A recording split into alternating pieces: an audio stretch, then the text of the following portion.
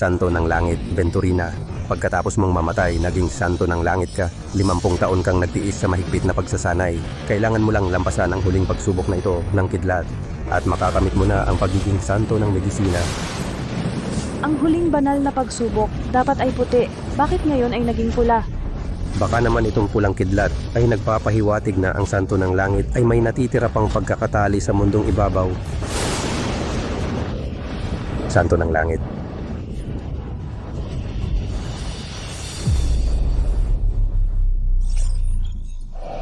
Nasaan ako? Hindi ba ako nabigo sa pagsubok? Ang boses ko.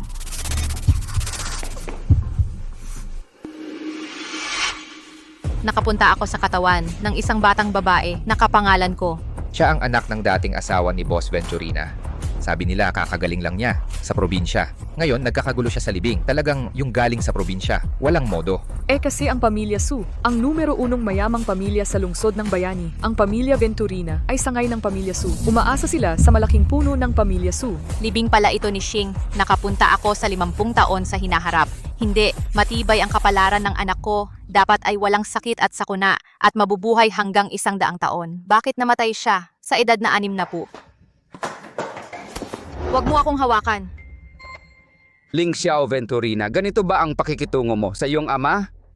Ito ang libing ng iyong lolo Su. Palagi kang nagkakagulo. Napahiya ang buong pamilya Venturina dahil sa'yo. Faye Venturina, nung itinulak mo ako sa hagdan, walang sino man sa inyo ang nagsalita laban sa kanya. Ngayon, sinisiraan niyo pa ako. Ito ba ang asal ng mga kilalang tao? Ikaw. Ling Xiao, alam ko, natatakot kang pagalitan ka ni Mama at Papa pero hindi ka dapat nagsisinungaling at naninirang puri sa iyong kapatid. Ate, paumanhin. Ako ang nagtulak sa'yo. Huwag ka nang magkagulo. Nakatingin sa atin ang lahat. Itong batang ito, ang taas ng hagdan. Hindi ka namatay sa pagkahulog. Pinipilit mo pa akong humingi ng tawad. Tingnan natin kung hindi kita mapapainitan.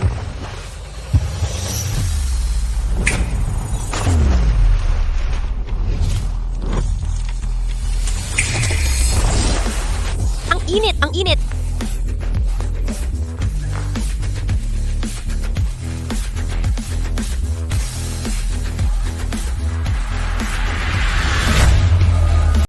Napakabata pa, ngunit napakasama na ng ugali.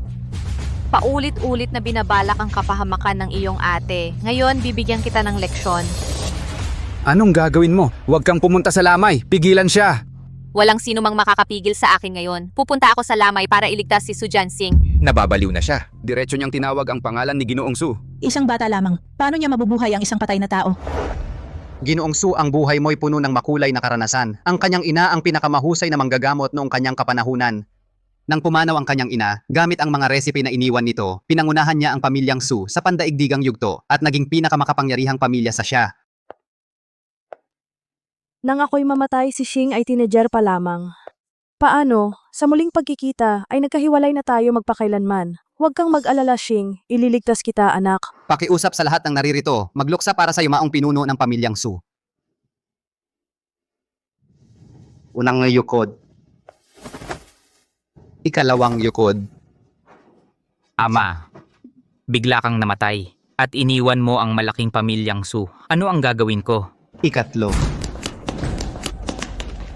Paumanhin, Ginoong Su. Pasensya na sa aking anak. Dadalhin ko na si Wenling Xiao palayo. Ang dalawang dalaga mula sa sangay na Wen ay nag-away sa labas ng lamay.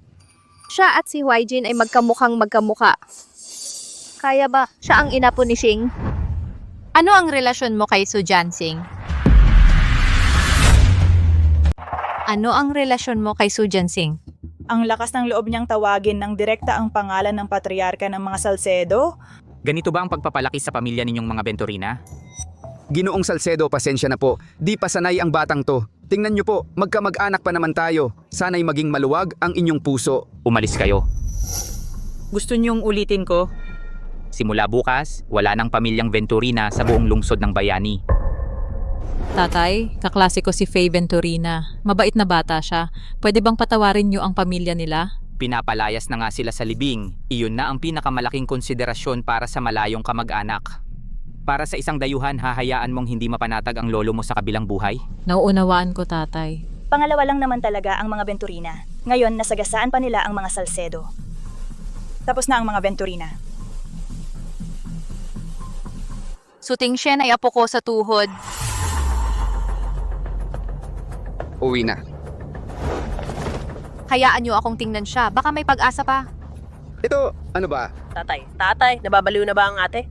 Walang hiya ka. Kulang pa ba ang kahihiyan na dinala mo? Ginulo mo ang libing ni Ginoong Salcedo? Gusto mo bang ipahamak ang pamilya natin? 4 na araw nang nakaburol. Lampas na sa 7 araw. Kahit ang Diyos ay hindi na siya mabubuhay. Kalokohan. Biglaan ang pagkamatay ng aking ama. Kahit ang mga eksperto ay hindi siya naisalba. Ikaw, isang batang babae, paano mo siya bubuhayin muli? Malamang, hindi mo nga alam kung ano ang buhay at kamatayan. Patay na siya. Ano man ang resulta, wala namang mawawala sa mga Salcedo. Hayaan niyo na akong subukan. Sandali. Ang lalaking ito, siya ang paboritong bunso ng patriarka ng mga Salcedo, si Teo Salcedo. Kuya, sa tingin ko itong bata ay medyo pamilyar. Sa silid-aklatan ng matanda, may larawan ng isang babaeng bata pa. Halos magkamukha sila nitong bata.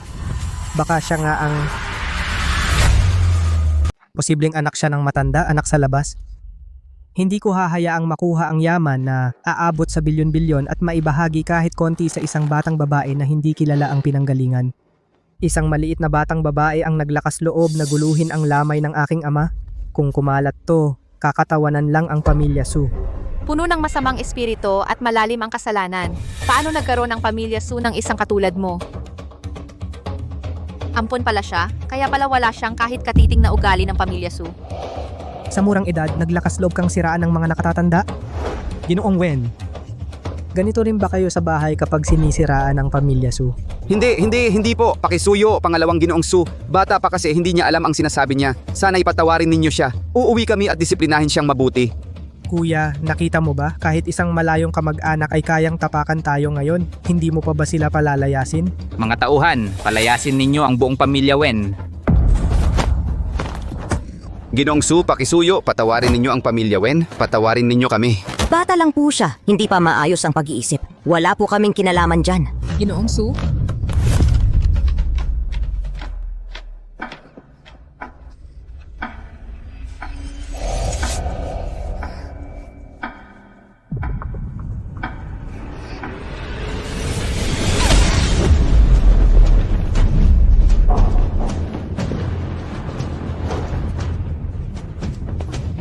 Isang maliit na batang babae ay may ganong kalakas na puwersa?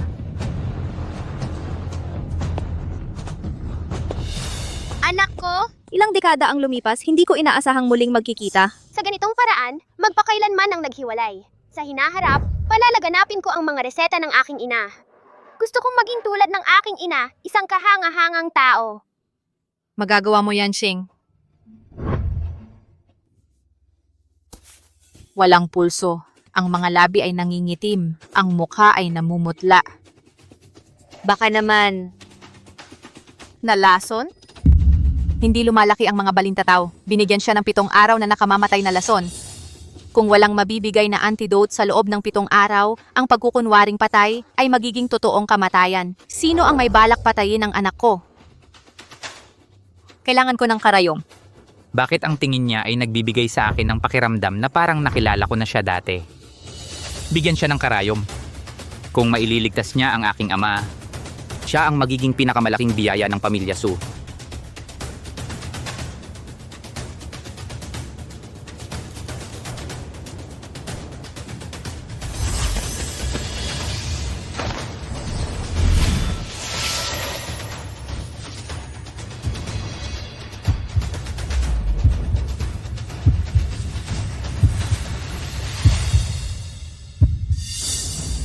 Gumalaw ang kamay ni Lolo.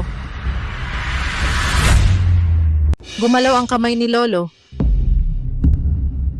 Itay, buhay na po talaga kayo.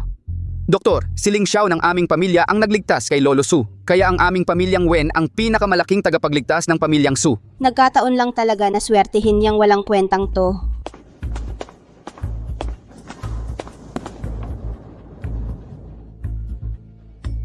Ako mismo ang nagbigay ng pekeng lason sa matanda. Maliban sa akin, walang may antidote. Imposibleng magising siya.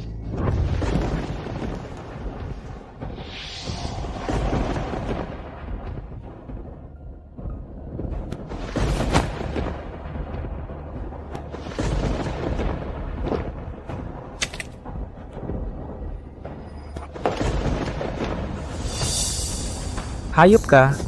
Itay, Manugang mo siya. Ang ganitong kasalanan na labag sa moralidad na gawa mo pa. Tao ka pa ba? Tao ka pa ba? Tao ka pa ba? Tao ka pa ba? anong klaseng manugang yan?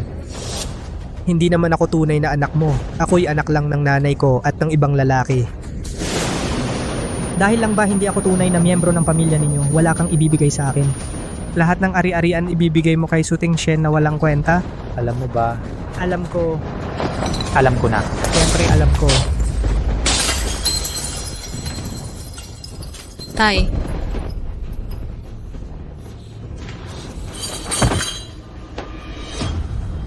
Matandang hayop. Sa huling paglalakbay mo, huwag mo akong sisihin. Kung may sisihin ka, sisihin mo ang sarili mo dahil hindi mo ako ginawang tagapagmana. Ang pamilya Su, dapat ay akin.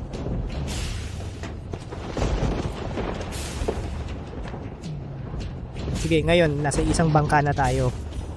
Patay na ang matanda. Suting Shen. Ay hindi na gaanong mahalaga lahat ng pag-aari ng pamilya Su. Ay akin lahat. Pakiusap maging matatag Ginoong Su. Ang dating pinuno ng pamilya Su ay hindi nagising. Ito ay wala lang paggalaw ng nerbiyos pagkatapos mamatay. Ako'y naniwala sa biruan ng isang bata, pinayagan siyang galawin ang iyong bangkay. Ama, pasensya na po sa inyo. Mahal namin mismo lang ng sobra ang ama, hindi kita sinisisi. Kuya, ang lambot ng tenga mo, naniniwala ka pa sa sinasabi ng bata. Ang manghuhula sinabi pa na ako ang magiging pangulo ng pamilya. So naniniwala ka ba? Su Jianxing, matagal lang siyang nakatulog. Ang init ng katawan ay hindi pa ganap na bumabalik. Maghintay lang ng sandali at siya ay gigising na. Kalokohan, hindi ko napapayagan ikaw, isang batang babae na galawin ng walang pahintulot ang bangkay ng aking ama. Tagapangasiwa takpan ang kabaong at paalisin ang mga bisita. Mula ngayon, putulin ang lahat ng pakikipagtulungan sa pamilya Wen. Siya ay mayroon na sa akin pag-iingat at hindi na siya maniniwala sa sinasabi ko. Hayaan na ngayon ay tapos na ang pagtusok ng karayom bukas, huling pagtusok na lang, si Jianxing ay magigising na. Bukas sisikapin kong pumasok muli. Talagang ipinagmamalaki ka ng ina mo, Xing, na mamuno sa Su family papunta sa international na entablado upang makita ng mas maraming tao ang traditional Chinese medicine. Bibigyan ka ng iyong ina ng bagong buhay at mabubuhay kang malusog hanggang sa pagtanda. Kapag pumapasok sa kwarto ng iba, ang pagkatok ay ang pinakabatayang asal. May mukha ka pang magsalita tungkol sa asal? Halika rito, tumayo ka ng maayos. Ginulo mo ang libing ni Lolo Su at ikinahihiya ang pamilya Wen na tinututukan ng mga kilalang tao sa buong lungsod ng bayani. Bumagsak ang stock market, walang hiya ka, lumuhod ka at tanggapin ang parusa ng pamilya. Kung buhay o patay si Su Jianxing, malalaman natin pagkalipas ng 3 araw. Ikaw. Mahal, Ling Xiao, hindi niya sinasadya na magalit ang pamilya Su. Huwag kang mag-alala, kahit mabangkarote ang pamilya Wen, hindi kita iiwan. Tatay, kaklase ko si Suming. Magkaibigan talaga kami. Tiyak na paiimbestigahan ko si Suming na makiusap para kay ate. Tingnan mo ang kapatid mo at ang nanay mo napakaresponsable, tapos ikaw ayaw mong magbago. Nagpapanggap ka lang. Ako, wala pang ipinanganak na may lakas ng loob na saktan ako. Ano ang nangyayari sa tingin niya? Nakaramdam ako ng pangamba mula sa isang batang galing probinsya na walang pinag-aralan. Lagi kang may gulo, wala kang respeto sa nakatatanda. Mula ngayon, hindi ka nalalabas ng kwarto. Umalis na tayo.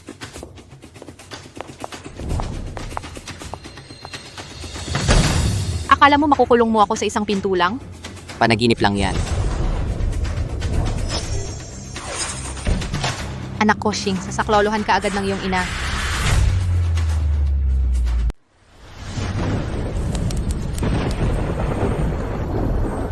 sakto, magpapanggap ako ng multo para takutin siya. Para malaman niya kung gaano kagaling ang binata kong ito. Singer, nandito na si Inay. Huling pagtusok na lang. Magigising ka na.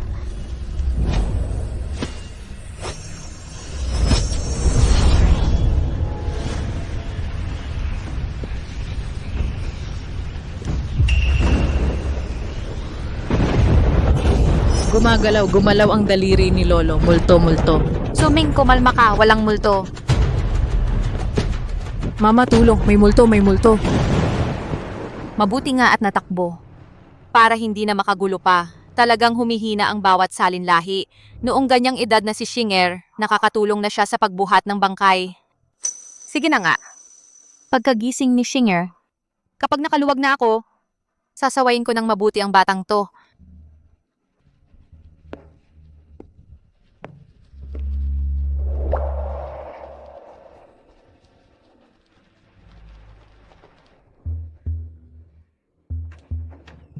Papa, tulong. May multo, may multo. Imposibleng muling mabuhay ang matandang yon.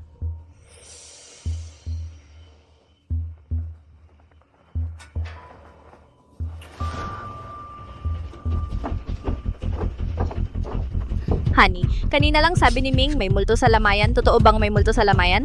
Hindi ako naniniwala sa multo. May mga taong nagpapanggap lang ng multo.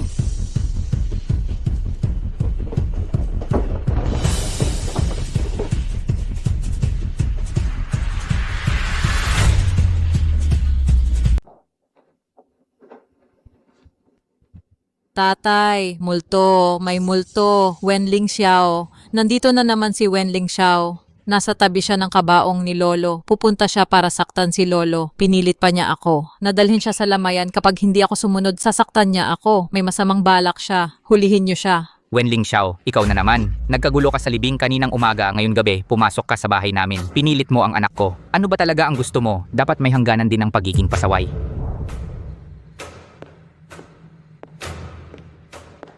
Narito ako para kay Su Jianxing. Ang ugnayan ko sa kanya at sa pamilya Su, kapag nagising na siya, malalaman nyo na lang. Itong dalagita, anak siguro ito ng anak sa labas ng matanda. Kaya pala kaninang umaga, ibinuwis mo ang buhay mo para iligtas ang matanda. Takot ka palang mawalan ng sandigan at hindi makakuha ng mana. Mahal, itong dalagita, paulit-ulit na niyang ininsulto ang pamilya Su. Dinungisan pa niya ang labi ni Lolo. Palayasin niyo na siya, baka masira pa ang pangalan ng pamilya Su. Ikaw pa ang magsasalita tungkol sa pangalan? Mukhang masungit, malandi, may dala siyang masamang hangin. Ang pamilya Su may manugang na tulad mo, isang kahihiyan para sa pamilya Su. Ikaw? Hindi lang tanga, bulag ka pa. Ginagamit ka na ng mga taong malapit sa'yo, hindi mo pa alam. Gago, kahit paano namatay ang sarili mong ama, hindi mo alam, ginagago ka na ng iba. Walang utang na loob, lumuhod ka at tanggapin ang parusa. Kung hindi ka pa rin magsisisi, palalayasin kita sa pamilya Su. Itong matatag na tingin parang yung tingin ni Itay nung ipapataw sa akin ng parusa. Mahigpit ang kapaligiran ng lamay. Paano mo pinapasok ang isang bata para magsalita ng kalokohan dito at manggulo sa katawan ng ama? Mga bantay, palayasin siya.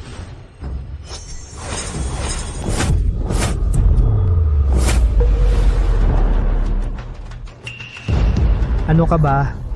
Bitawan mo ako, mga bantay, mga bantay.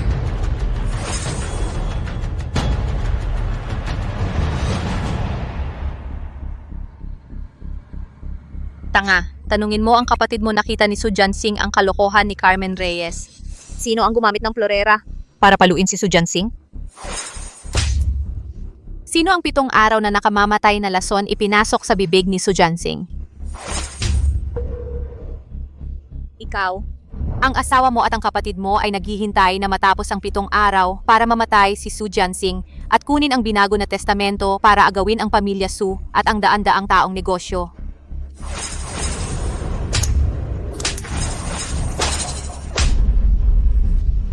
Hindi pwede. Paano niya alam ang lahat ng detalye? Swerte lang siya. Walang butas sa plano ko, hindi ito mahahalata. Patay na ang matanda, walang ebidensya kung hindi ako magsasalita. Walang makakagawa sa akin. Carmen, pangalawang kapatid ang pagkamatay ng ama. May kinalaman ba kayo? May kalokohan ba kayo? Kuya, inamin ko, mas pinapaboran ka ng ama, nagreklamo ako pero sa pagtulong ko sa'yo ng matagal. Hindi ako nagreklamo kahit isa magkapatid tayo magkadugtong ang buto ngayon dahil sa isang bata na nagbabanggit ng kalokohan, nagduda ka sa akin. Pagkamatay ng ama, ikaw lang ang natitira kong kamag-anak. Sige kung ganito, mamatay na rin ako. Ama, kasama mo ako. Pangalawang kapatid, huwag.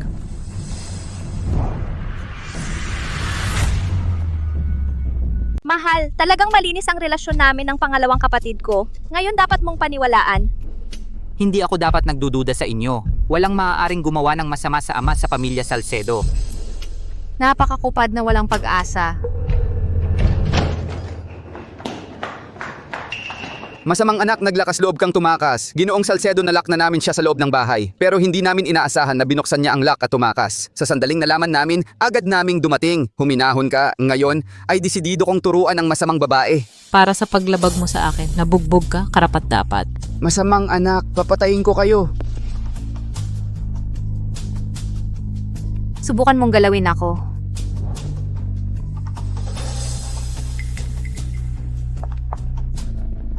Ang pamilya Wen ay pumunta sa pamilya Salcedo para lamang mag-perform ng palabas. Umiiyak at nagwala para magpanggap na turuan ang anak para hilingin na palayain ko ang pamilya Wen. Tinuring mo ako bilang tanga, mga tao. Ang lahat ng pamilya Wen, sampahan ng 100 sampal at pagkatapos, palayasin.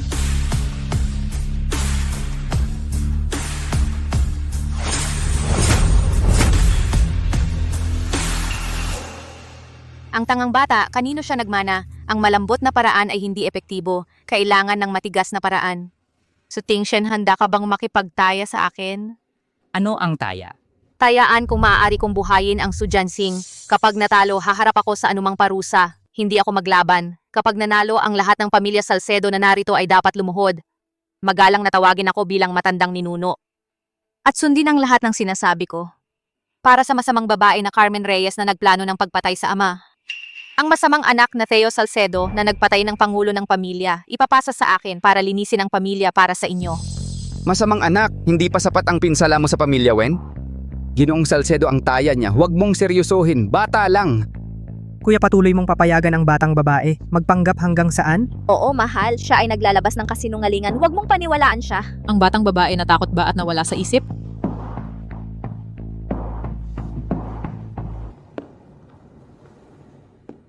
Ang taya. Tinanggap ko. Isang salita tapos, ang sinungaling magpakailanman, hindi magkakaroon ng biyaya.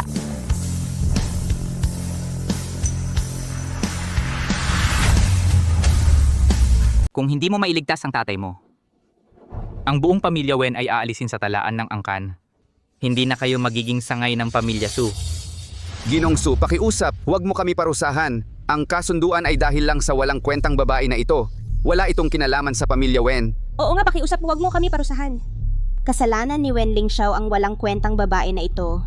Ayaw kong pumunta sa probinsya. Ayaw kong makisama sa mga batang gubat na iyon. Amoy sila ng kahirapan. Wen Lingxiao, ayaw ko sa iyo. Wen Lingxiao, gusto mo bang ilagay ang pamilya Wen sa alanganin? Satisfied ka ba? Katulad mo ang maagang namatay na mama mo. Likas na malas. Wen Lingxiao, mabilis, lumuhod ka. Mag-apologize ka sa pamilya Su. Hindi dapat mamatay ang Su Jianxing. Ngayong gabi, sigurado ako na magigising siya.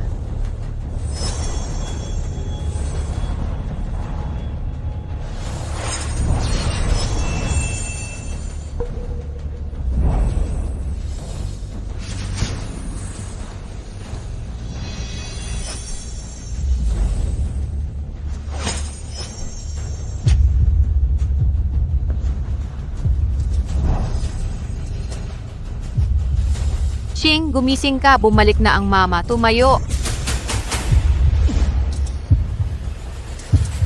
Ano ang nangyari?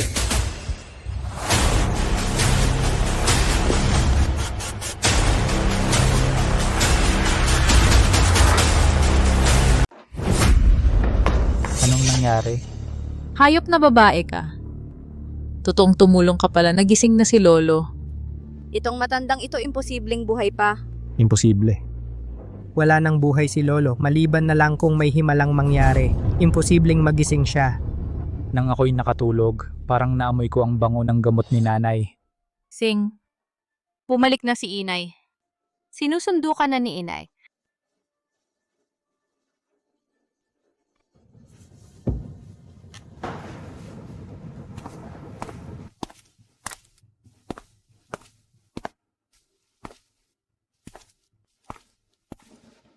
Ang kakaiba. Ano ba talaga ang nangyari? Parang may gustong pumatay sa akin. Baka naman pagkatapos matamaan si Lolo na wala sa kanyang alaala. Tatay, Nagising ka na rin po. Akala namin ay... Buti na lang at naawa ang langit. Sa panahong wala kayo, parang impyerno talaga ang buhay. Sino ang may balak patayin si tatay? Hahanapin ko siya at gagawin kong karneng giniling.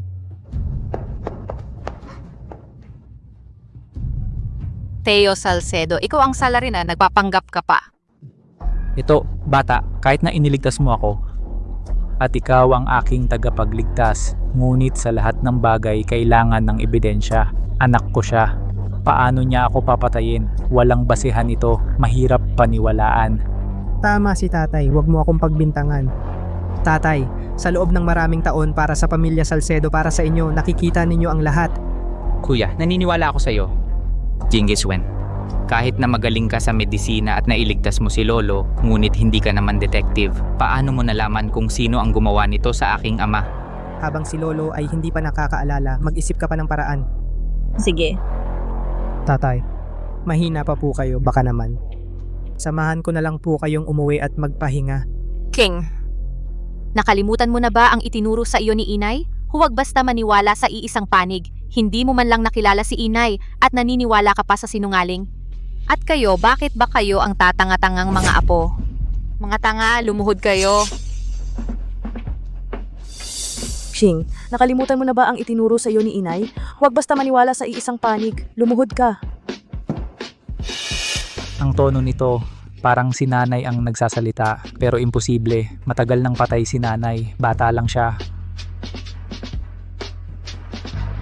Ikaw ba si Inay? Ikaw ba ang nanay? Nabaliw na ang matandang lalaki dahil sa palo ko. Naniniwala talaga siya sa kanyang kasinungalingan. Tinatawag niyang nanay ang isang bata. Nabaliw na ang lolo. Tinatawag pa niyang nanay ang batang yan. Nanay. Tatay, nahihilo ka lang. Isang maliit na babae lang siya mula sa malayong kamag-anak. Paano siya magiging lola? Kusheng, hindi mo rin nakilala si Lola?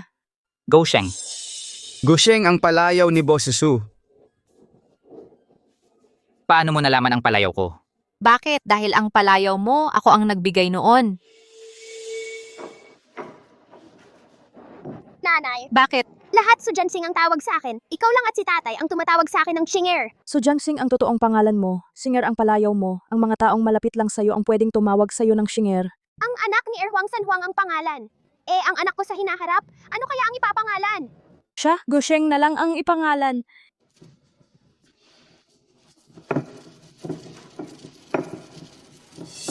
Tama, ang panganay na anak. Go, Sheng. Ganon nga nangyari. Huwag kang tumawa. Kahit malaman mo, ano naman ang magagawa mo. Hindi ko alam. Saan mo nakuha ang chismis na yan? Nagpapanggap ka lang. Gusto mong sirain ang samahan naming magkapatid, hindi ba? Gago, ang akala mong mabuting kapatid, gusto ka pang patayin ng tatay mo, gusto ka ring patayin. Ang laso na pumatay kay Xinger may naiwan din para sa'yo. Ano?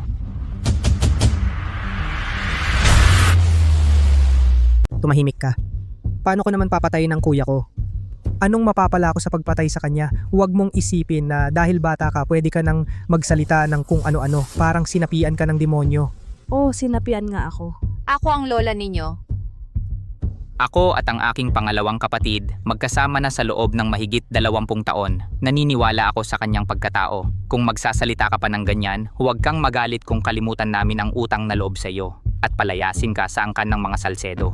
Kuya, hindi ko kailanman inaisip na pagtaksilan ka. Ang naisip ko lang ay tayong magkapatid, ang palakasin at palaguin ang angkan ng mga Salcedo. Kung ayaw mong malaman ng iba, huwag mong gawin. Ang paggawa ng kasuklam-suklam at labag sa moralidad na bagay na ito ay mag-iiwan ng ebidensya. Ano ang sinasabi mo? Anong ebidensya? Ang tiyak na tono ng boses na ito, parang katulad ng kay nanay nung nagsasalita siya. Baka ang batang babae na ito ay si nanay? Bumata siya. Ang isa pang pakete ng 7 araw na nakamamatay na lason ay nasa loob ng safe sa kwarto ni Teo Salcedo. Jiang, pumunta ka agad sa kwarto ng pangalawang Ginoo. Tingnan mo. Kayo, pangalawang kapatid, hayaan mo lang siyang mag-imbestiga. Ang batang ito, naniniwala ako na wala kang kasalanan. Itinago ko ng napakatago ang lason kahit si Carmen Reyes ay hindi alam. Paano niya nalaman? Ano, Gino, may isang pakete nga ng gamot sa safe at may isang binagong testamento. Ito, Pangalawang kapatid. Ito, paglalagay ng kasalanan. Ama, nilagyan ako ng kasalanan. Ang batang ito ay tiyak na may kasabwat para ako'y idawit.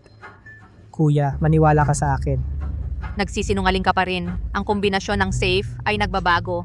Kailangan itong kalkulahin batay sa petsa. Ang pangunahing kombinasyon ay tungkol sa lihim ng angka ng Salcedo. Tanging ang tunay na mga Salcedo lang ang nakakaalam. Hindi kaya sina Teo Salcedo at Su Jianxing ang naglason sa kanilang sarili? Oo, hindi. Mali. Kakaiba. Ang kombinasyong alam lang ng tunay na mga Salcedo, binisita Jiang. Paano mo nalaman?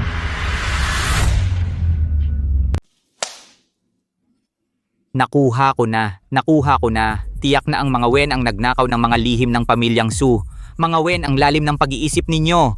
Wala nang pag-asa ang tangang apo kong ito. Sabi ko nga, ba't kakaiba ka agad? Una, bigla ang nagkasakit si ama. Tapos bigla kang sumulpot at pinagaling siya. At lagi mo pang inaaway si pangalawang kapatid. Tama. Ama, matagal nang may masamang balak ang mga Wen. Baka gusto pa nilang lupigin ang aming pamilya. Pwede bang maging mas tanga ka pa? Tama ang kuya ko. Wala akong sama ng loob sa inyo. Mula nang pumasok ka, ako na ang target mo. Bakit? Siguradong utos ng mga Wen ito. Di ba? Hindi ba't ang anak kong babae na si Wen Lingxiao ang nagligtas kay Lolo Su? Bakit ako ngayon ang may masamang balak? Lolo Su, pakiusap, maging makatotohanan po kayo. Ang pamilya naming Wen ay maliit lang. Saan kami kukuha ng kakayahan na malaman ang ganoong klaseng lihim? Oo nga, Ginong Su, pakiusap, maging makatotohanan po kayo. Tiyak na itong salbahing ito ang nagsiyasat, wala kaming kaalam-alam. Si Wen Lingxiao ay isang malas. Patayin niyo siya. Nawalan na talaga ako ng masabi sa inyong mga lahi. Ang galing ng pagbabaligtad ng sitwasyon. Sabi mo hindi mo ipagkakanulo ang pamilyang Su? Katawa-tawa, alam mo lang na hindi ka tunay na anak ni Su Jianxing, kaya natatakot kang hindi ka makakuha ng mana, kaya nagplano ka ng pagpatay. Nagsisinungaling ka. Ako ay tunay na kapatid ng kuya ko at tunay na anak ng aking ama. Oo nga, paano naman pwedeng hindi tunay na anak ni ama si pangalawang kapatid? Tama siya.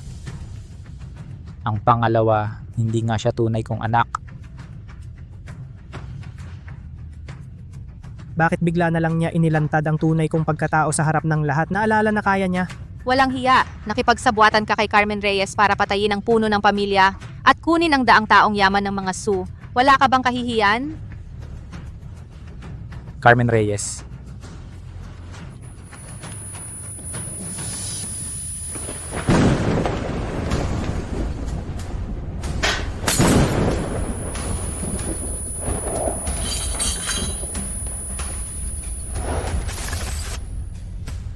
Ama, magsalita ka naman. Ganito ba? Ganito na. Hindi kaya naalala na ni Lolo Su ngayon. Kung naalala niya, wala na tayo. Ama, kakagising mo lang. Huwag kang mag-alala. Ikaw, Ama. Lolo. Jianxing. singer.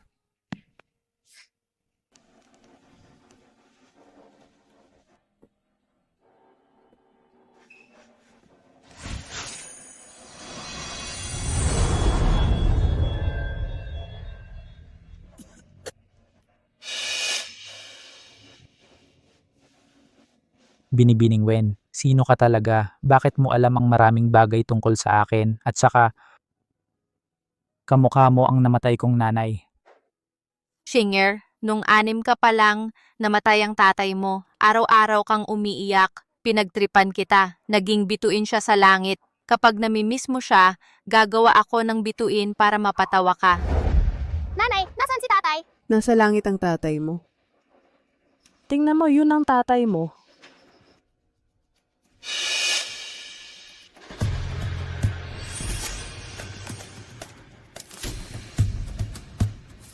Tama, ito ay eksaktong katulad ng bituin sa alaala ko.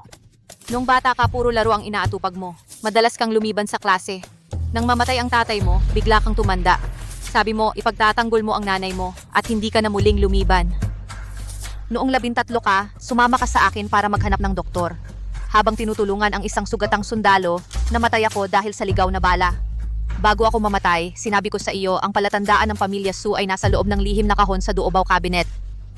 Ang lokasyon ng palatandaan, tanging ako at ang nanay mo lang ang nakakaalam. Siya talaga ang nanay ko. Katakata lang yan. Iba ang sinabi ni tatay sa sinabi mo. Masipag at matiyaga mag-aral si tatay noong bata pa. At saka yung mga sulat ng pamilya nasa safety deposit box sa kwarto ni tatay. Wala sa anumang duobaw cabinet. Walang hiya ka, lumuhod ka. Sa lahat ng mga taon, kahit na ampun kita, tanungin mo ako, hindi kita pinabayaan kailanman. Maging naitalaga ko na ikaw ang magiging susunod na pinuno ng pamilyang Su. Hayop ka. Ikaw pa, nakikiapid ka sa hipag ko. Nagplano kang patay ng tatay at kuya mo. Tatay, malinis ang relasyon ko at ni Hipag. Nang araw na yon, masama lang ang pakiramdam niya. Sinamahan ko lang siya. Kung mayroon talagang nangyari sa amin ni Hipag, kunin ako ng kidlat. Mamatay akong masama. Tatay, sa pagitan ko at ng pangalawang kapatid, wala talagang nangyari. Malinis talaga kami. Tingshan, wala talagang nangyari sa akin at sa pangalawang kapatid. Tatay, si Xiaorui at ang pangalawang kapatid, hindi siguro ganoon. Tumahimik ka. Ako si Su Jianxing, iginagalang ng lahat.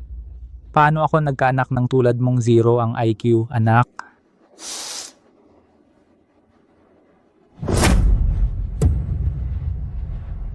Nanay.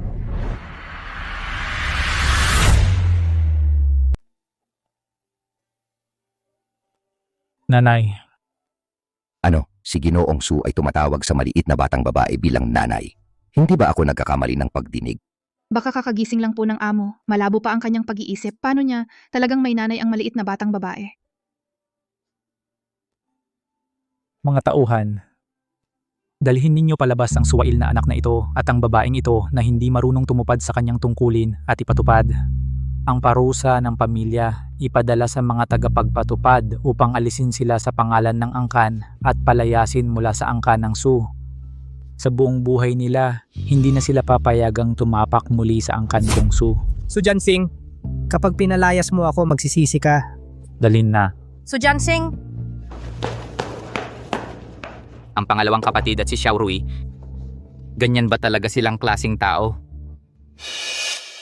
Huwag kang umiyak, Xing. Nandito na ang iyong ina. Tatay, kanina po ay tinawag ninyo siyang ina. Bakit hanggang ngayon ay hindi pa rin kayo naniniwala sa sinasabi ko?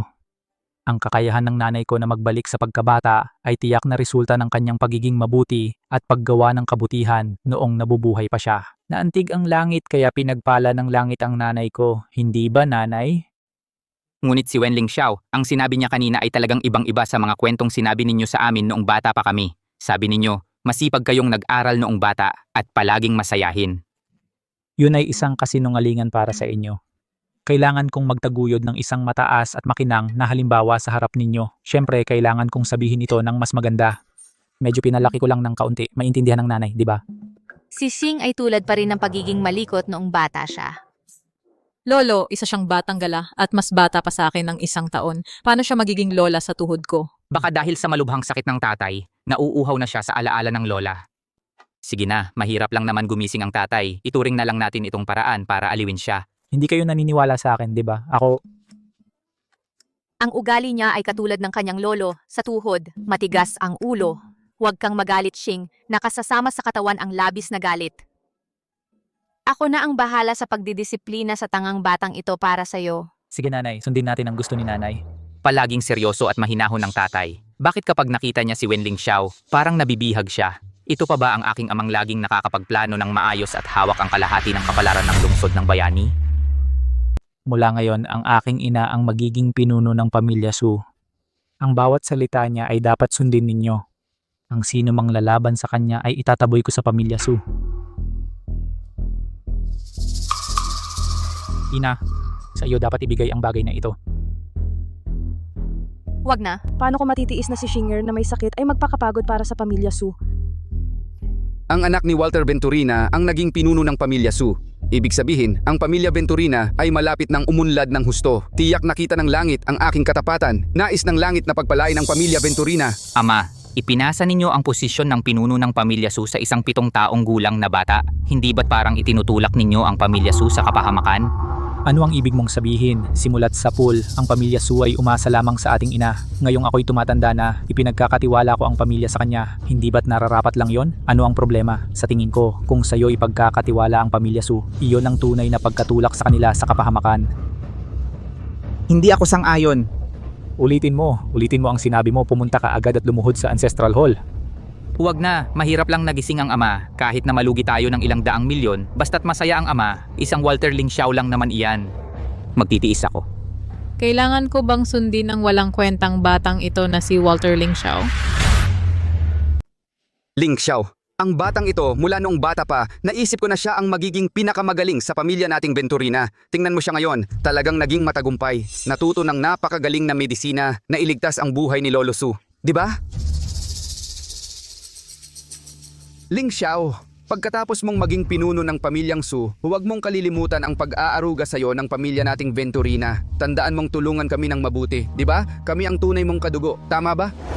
Oo, maaga pa lang matalino na si Ling Xiao at saka palagi siyang ipinagmamalaki ng pamilya nating Venturina. Mula ngayon, dapat laging magkasama ang ating dalawang pamilya. Tulungan. Oo, laging magkasama. Mabuti. Tingnan mo, napakabait. Gaya ng gusto mo, simula ngayon, hindi na angkan ang pamilyang Venturina ng pamilyang Su. Ako si Wenling Xiao at ang pamilyang Venturina, tapos na ang lahat. Grabe ka naman. Ako, mas grabe lang ng kaunti kaysa sa kalokohan mo. Gusto mo nang palayasin ang pamilyang Venturina sa angkan? Kalokohan? Namatay ang nanay ko nung 3 taong gulang ako. Wala pang 1 buwan, nag-asawa ulit siya agad. At hinayaan niyang lahat sa pamilyang Venturina na apihin ako. Pero ngayong naging pinuno na ako ng pamilyang Su, wala siyang hiya at lumapit din. Walang ganong kadaling bagay sa mundo. Ling Xiao, sinisiguro ko anak na itatrato kita ng mabuti. Para naman sa ating pagkakadugo, bigyan mo pa ako ng isang pagkakataon na magbago. Isang pagkakataon lang, pwede ba?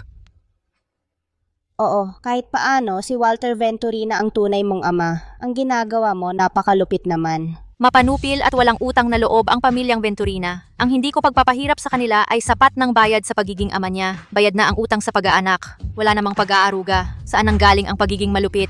Mga tauhan. Ling Xiao, ama mo ako. Ling Xiao, hindi mo pwedeng gawin to. Ling Xiao. Tao. Ling Xiao, ako ang ama mo. Ling Xiao, hindi mo pwedeng gawin to. Ling Xiao. Su Tingshen, naalala mo pa ba ang ating pustahan? Buhayin si Su Jianxing.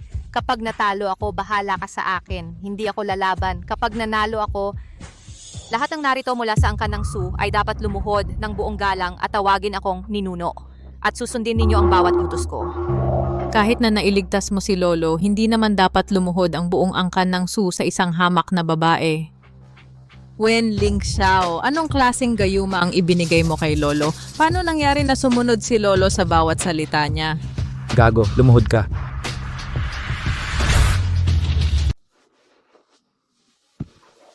Galit na galit ang lolo mo. Huwag kang magpakabobo. Kung ayaw mong lumuhod ng buo, lumuhod ka ng nakaluhod lang sa isang tuhod. Ikaw? Bakit hindi ko mapigilan ang sarili ko? Gusto kong lumuhod sa kanya.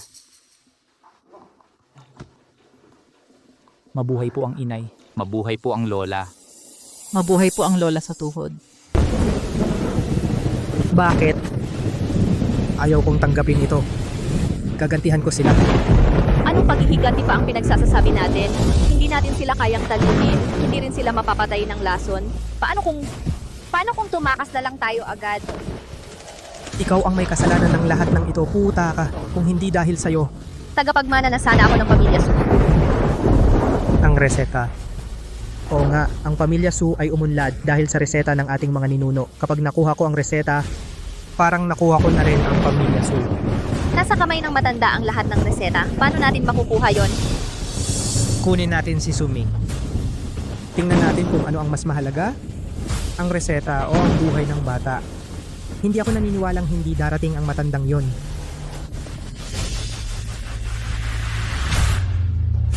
Gutom na ako. Hayop na babae, bumaba ka na.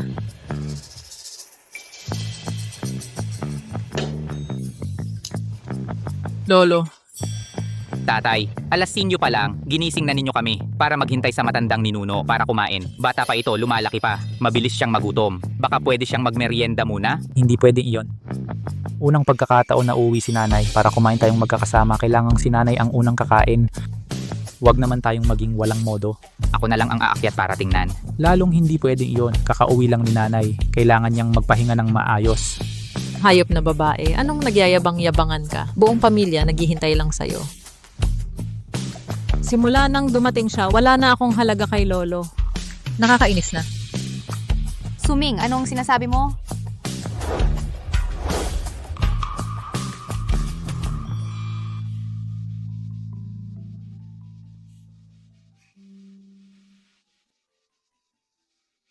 Nanay, nagpahinga ka na ba ng maayos, nanay?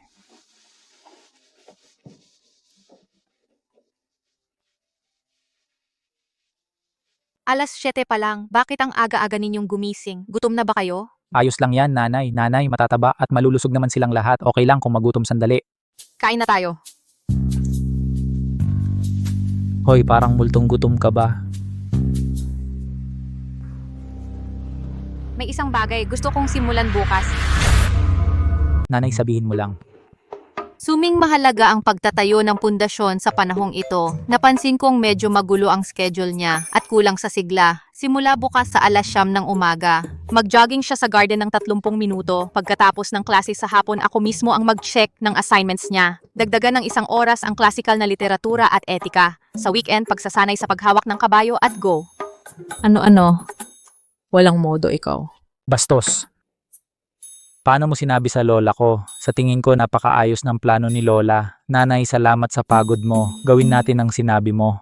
Suming talagang dapat siyang disiplinahin. Sumunod lang tayo sa plano ni Lola Wen. Busog na ako. Nanay, huwag kang magalit. Ang apo na ito ay talagang kailangan ng disiplina. Grabe na, talagang sobra na. Bastos.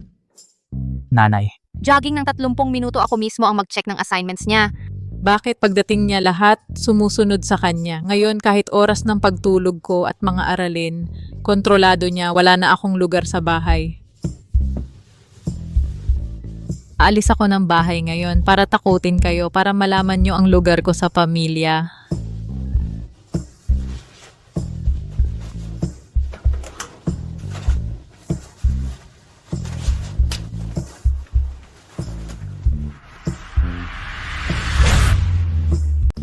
Ang init, nabubuhay pa ba ako? Dapat pala nag-iba ako ng paraan para ipakita ang aking halaga sa pamilya.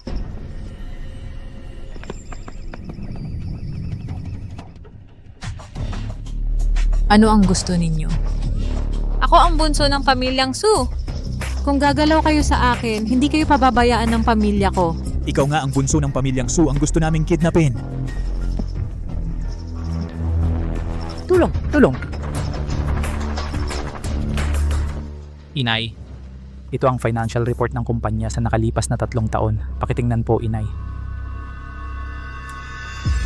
Maayos naman ang datos, pero malaki ang nasasayang sa loob, lalo na sa mga proyektong ito. Lola, may masama pong nangyari. Ang bunso, si bunso po. Ano ang nangyari kay Xiaoming? Ano ba ang ikinakabahala mo? Kahit anong problema, dahan-dahan mong sabihin. Nawawala po ang bunso. Hinanap na namin sa buong pamilyang Su. Wala po siya. Ano, hanapin agad. Hoy, ilagay mo sa speaker. Sino ka?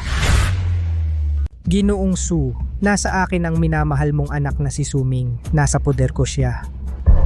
Pagka-kidnap, sino ang may lakas ng loob na mag-kidnap sa isang apo ni Wen Lingxiao? Nanay, huminahon ka. Huwag mong pabayaan ang sarili mo sa galit.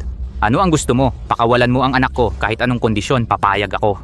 Pakawalan? Sige, pwede. Basta dalhin mo ang lumang reseta ng mga ninuno ng pamilya Su sa lumang pabrika sa labas ng kanlurang lungsod. Ipalit mo doon sa bata. Huwag kang maglaro-laro. Kung hindi, maghanda ka na lang na ilibing ang anak mo. Tatay, ang reseta ay ang saligan ng Korporasyong Salcedo. Ito ay pamana ng ating mga ninuno. Ngunit si Suming, siya ay... Hindi talaga pwedeng ibigay sa kanya ang reseta. Iyan ang buhay ng aming pamilyang Su. Kapag ibinigay natin yon, wakas na tayo. Nandito ako, anong kinakabahan ka? Isang reseta lang naman yan. Kung gusto niya, ibigay na lang natin. Nanay, ibig mong sabihin, Nandito ako. Hindi magagalaw kahit isang buhok ni Suming. Gusto niya ng reseta? Ibigay na lang natin. Baka hindi niya kayang tanggapin. Nanay, ang ibig mong sabihin ay gamitin natin ang plano niya laban sa kanya? Matalino, talagang matalino.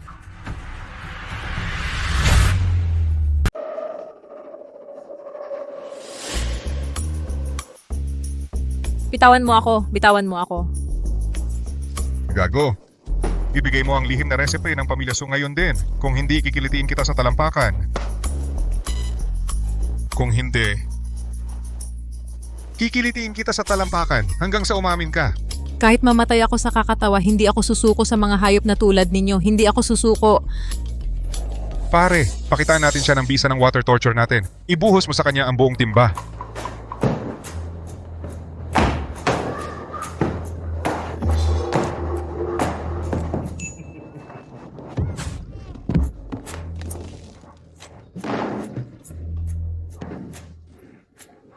Hindi na kaya. Ako, mawawala na ako ng lahi.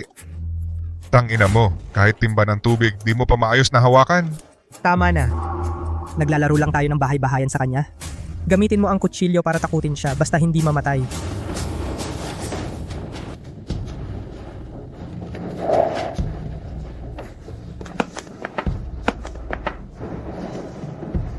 Ngayong araw, malalaman ninyong mga hamak kung ano ang kapalit ng pag-atake sa mga inapo ni Wenling Xiao.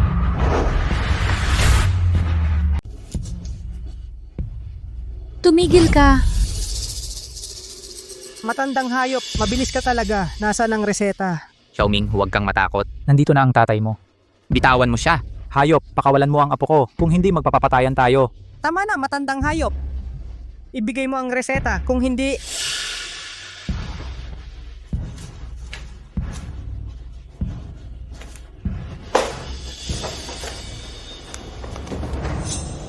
Nakuha ko na ang reseta, pero hindi ko siya pakakawalan. Gagamitin ko ang buhay mo. Para mawala ang kahihiyan ko sa mga araw na ito, siraan sila.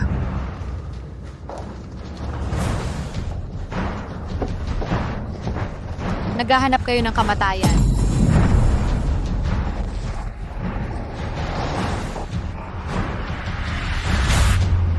Gustong-gusto nyo bang mamatay?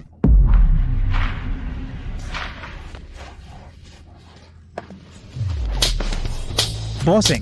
Kami. Nagkamali kami. Ikaw, pinahinto mo kami. May utos lang din kami. Trabaho lang ito. Kasalanan niya. Hoy, nasaan na siya? Ang kapal ng mukha niya. Tumakas siya. Ang utang na loob niya, hahabulin ko siya. At kayong mga masasamang tao, hindi ko rin palalampasin. Pagkatapos nitong 79 na sampal, kung hindi kayo kusang susuko, magpapatuloy ang pagsampal hanggang sa ang mga sugat nyo ay mamaga, magkabukol at mamatay kayo. Ang galing ni Lola. Kung ako'y magiging katulad ni Lola, sana, para wala nang sino man ang maglakas loob na mag-kidnap sa akin. Ming, ayos ka lang ba? May masakit ba sa'yo? Tatay, okay lang ako. Pero, maraming bituin sa ulo ko. Ang ganda. Lola, wala ba siyang problema?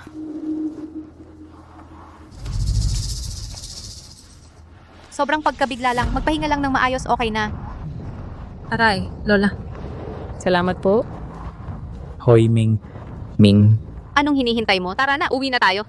Bilisan mo nga.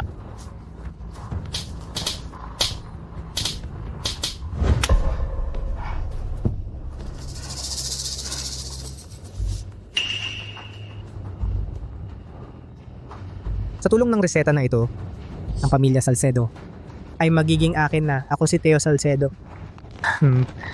Ang pamilya nyo ay magmamakaawa na lang sa akin.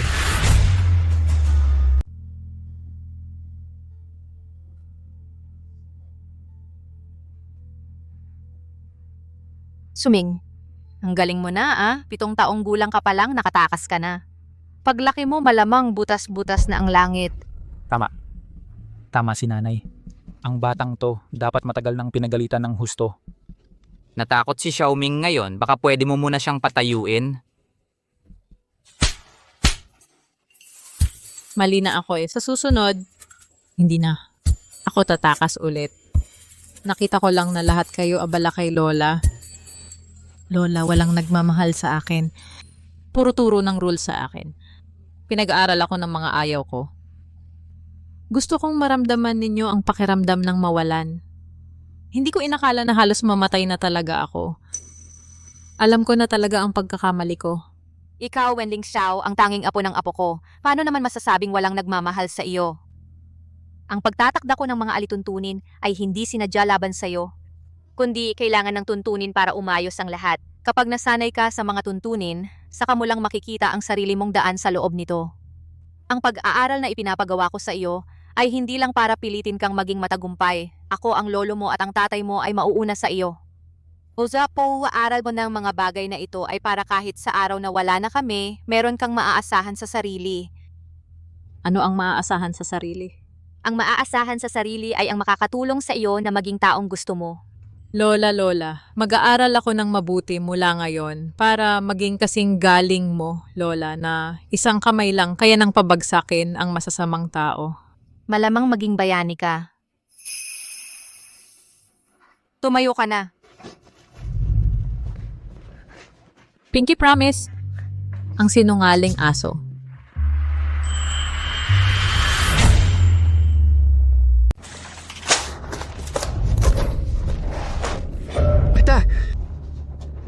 Honey, isang batang babae lang naman yan. Kung mawala ang pamilya Salcedo, hindi naman talaga mababang karote ang pamilya Wen. Ang pamilya Wen, wala namang tunay na core technology. Ang mga nakukuhang kontrata dahil lang sa respeto sa pamilya Salcedo. Kung wala sila, wala kaming kwenta. Honey, isang batang babae lang yan. Naghahanap lang ng pagmamahal ng magulang. Supladuhan natin siya pagbigyan, baka sakaling magbago pa ang isip niya. Tama. Pumunta tayo sa Salcedo at lumuhod para humingi ng tawad kay Wenling Xiao. Kung hindi niya tayo patatawarin, mananatili tayong nakaluhod hanggang sa patawarin niya tayo. Tatay, pinapaluhod mo ako sa harap ng putang yan? Karapat-dapat ba siya?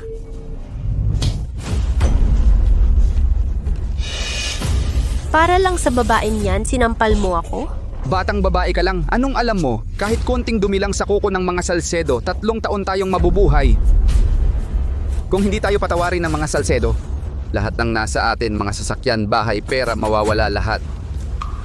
At pagdating ng panahon, walang magiging masaya.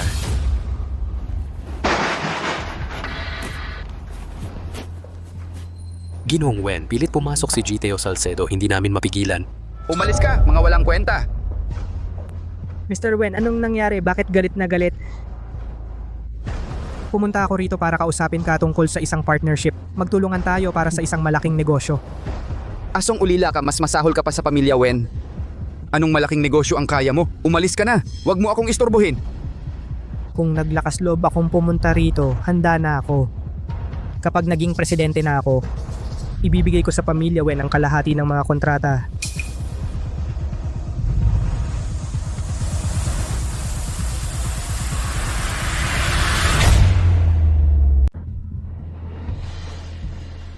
Ngayon, para matulungan kayo na umunlad ng kompleto sa lahat ng aspeto, para sa sitwasyon ni Nating Shen at Xiaoming, gumawa ako ng bagong tuntunin ng pamilya.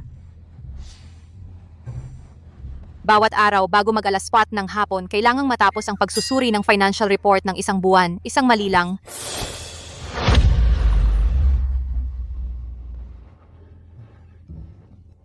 Huwag po kayong mag-alala, gagawin ko po ito. Isang batang babae na may kaunting alam sa medisina. Anong alam niya sa eksperyensya? Madali lang akong makakalusot. Kahit may mali, hindi niya mapapansin. Araw-araw pagising ni Xiaoming, kailangan tumakbo siya ng 800 metro.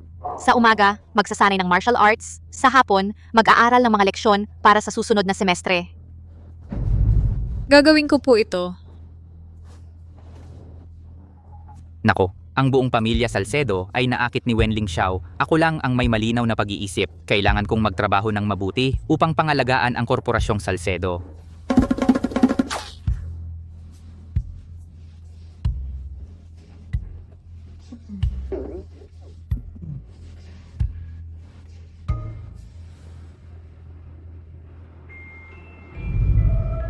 natapos mo na ba ang pagsusuri ng report? Natapos ko na po.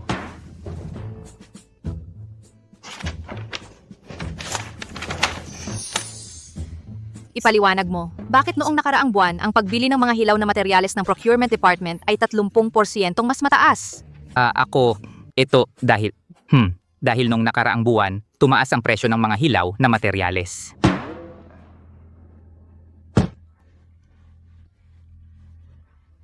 Dahil ang procurement department ay hawak ni Teo Salcedo, nagpayaman sa sarili si Teo Salcedo.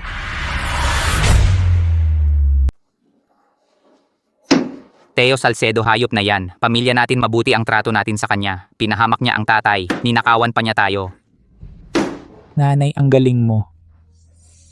Nakita mo agad ang kalokohan. Hindi nga nakapagtataka na ikaw ang babaeng nagpalago ng Lingxiao Medical Hall sa buong bansa. Tingnan mo ulit. Ay, nanay, Anak, may iniisip.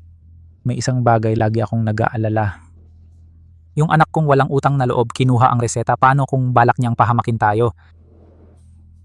3 sangkap ang pinalitan ko sa reseta. Hindi naman mamamatay ang tao. Pero,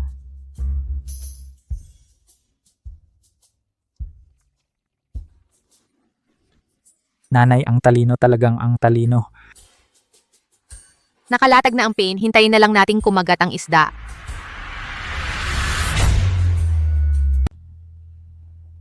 Nitong mga nakaraang taon, hindi mapalagay ang aking konsensya sa loob ng mahabang panahon. Dahil sa pang-aapi ni Su Jianxing, galit na galit ako pero hindi makapagsalita. Ngayon kusang humiwalay ako sa pamilyang Su. Para sa wakas ay maibulalas ko na ang lihim na itinatago sa puso ko at ilantad sa publiko. Ang luma at pinagpalang resipe ng pamilyang Su ay talagang ninakaw mula sa resipe ng pamilyang Wen. Ginoong Su, napakatibay ng sinasabi mo, may konkretong ebidensya ka ba? Sa resipe na ito, mayroong lagda ng kanyang sariling kamay.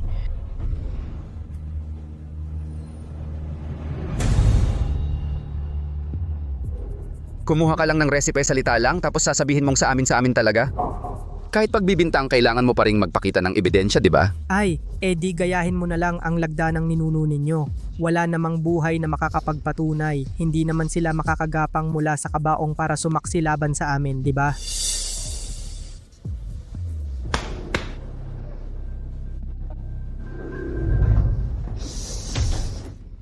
Ang Teo Salcedo na ito, sobra na ang pang-aapi. Gamit ang pinagpalang resipe ng pamilyang Su, hayagang ng loloko. Wala na. Bumagsak na ang stocks.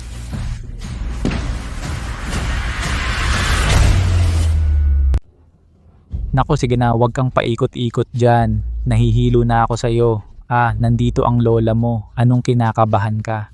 Nako, paano ako hindi kabahan sa pagbagsak ng stock na ito? Bukas magbabangkarote na ang pamilyang Su at maglilikidahin. Hindi ba't palagi kang sa akin? Sa labas ay sumusunod pero sa loob ay hindi. Hindi ka ba naniniwala na ako ang lola mo?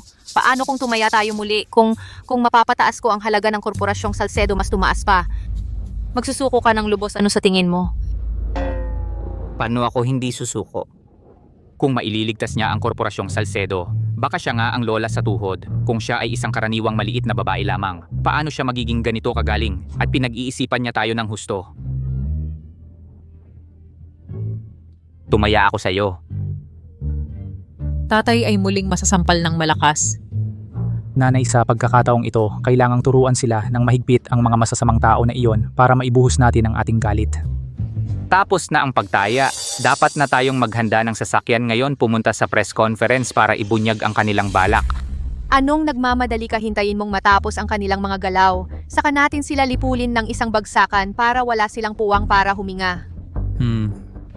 Ako ay 1 segundo, hindi na ako makapaghintay. Kung hindi kayo pupunta, ako na lang ang pupunta. Huwag kang pupunta. Nanay, hindi ba dapat tayo pigilan siya ng kaunti? Hindi kailangan. Matututo lang siya pagkatapos mahulog. Tungkol sa kilos ni Su Jianxing, lubos akong hindi nasisiyahan, naghihirap ang aking puso. Labis akong humihingi ng paumanhin sa mga mamimili. Para dito, ako sa ngalan ng aking sarili. humihingi ng paumanhin sa lahat.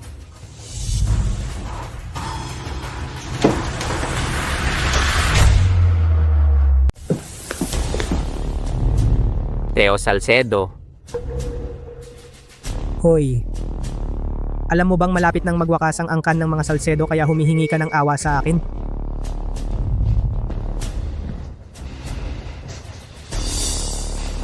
mga sinungaling kayo, ikaw ang naglason sa ama namin. Nahuli ka namin kaya pinalayas ka.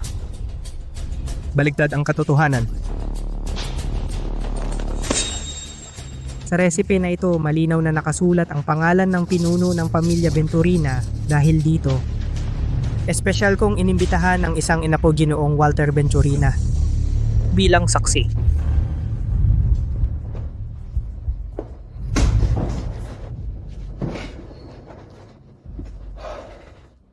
Ang Korporasyong Salcedo ay umunlad sa tulong ng resipe na iniwan ng aming ninuno. Gumamit kayo ng resipe na iniwan ng aming ninuno. Yumaman at lumakas ang korporasyon ninyo at gumawa pa kayo ng magandang dahilan para matupad ang huling habilin ng ina niya.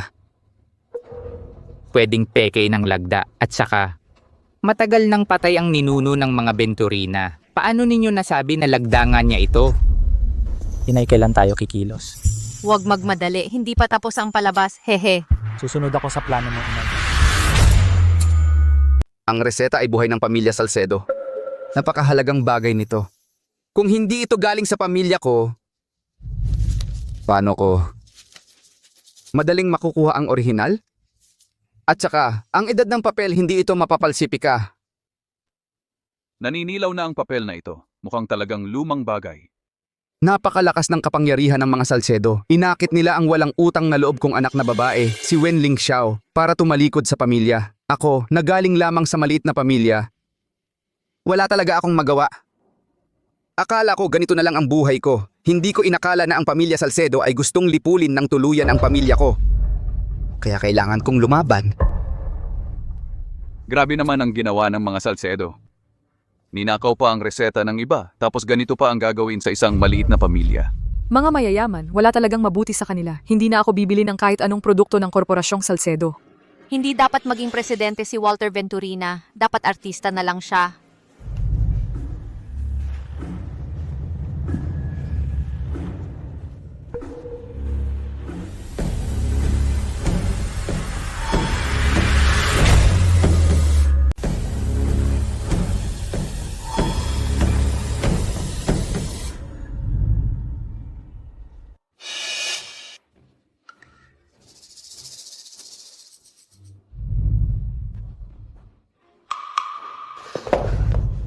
Tingshen, ang sama ng ginawa mo sa akin.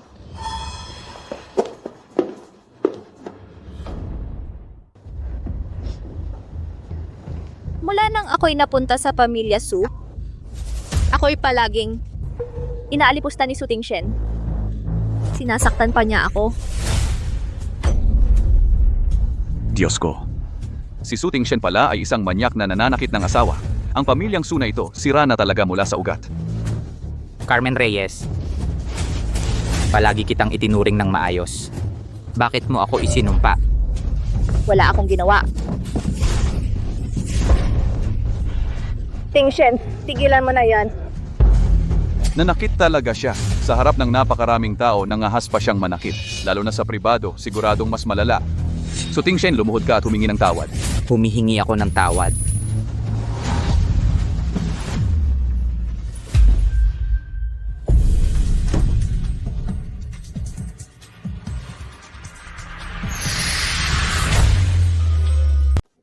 Nanay, sandali lang. Huwag kang mauna. Lola, sandali lang po.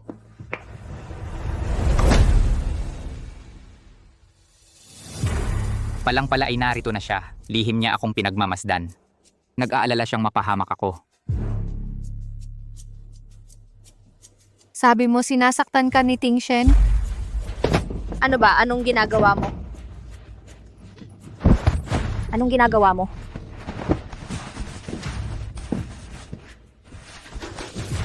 Ikaw?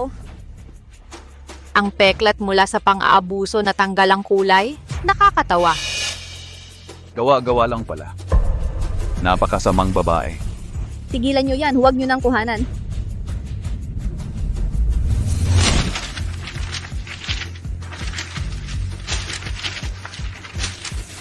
Ang sama na ng panahon ngayon. Nako, nakakahiya ang ginawa niya. Hindi ba siya nahihiya? Nako mga bata, huwag kayong tumingin. Hindi ito para sa inyo.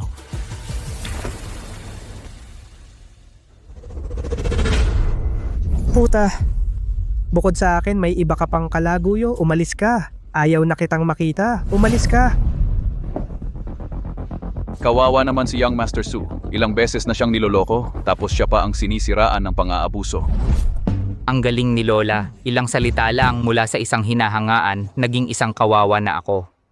Hindi, mali. Dahil sa mga panlolokong ito, paano na lang ako makikita ng mga tao?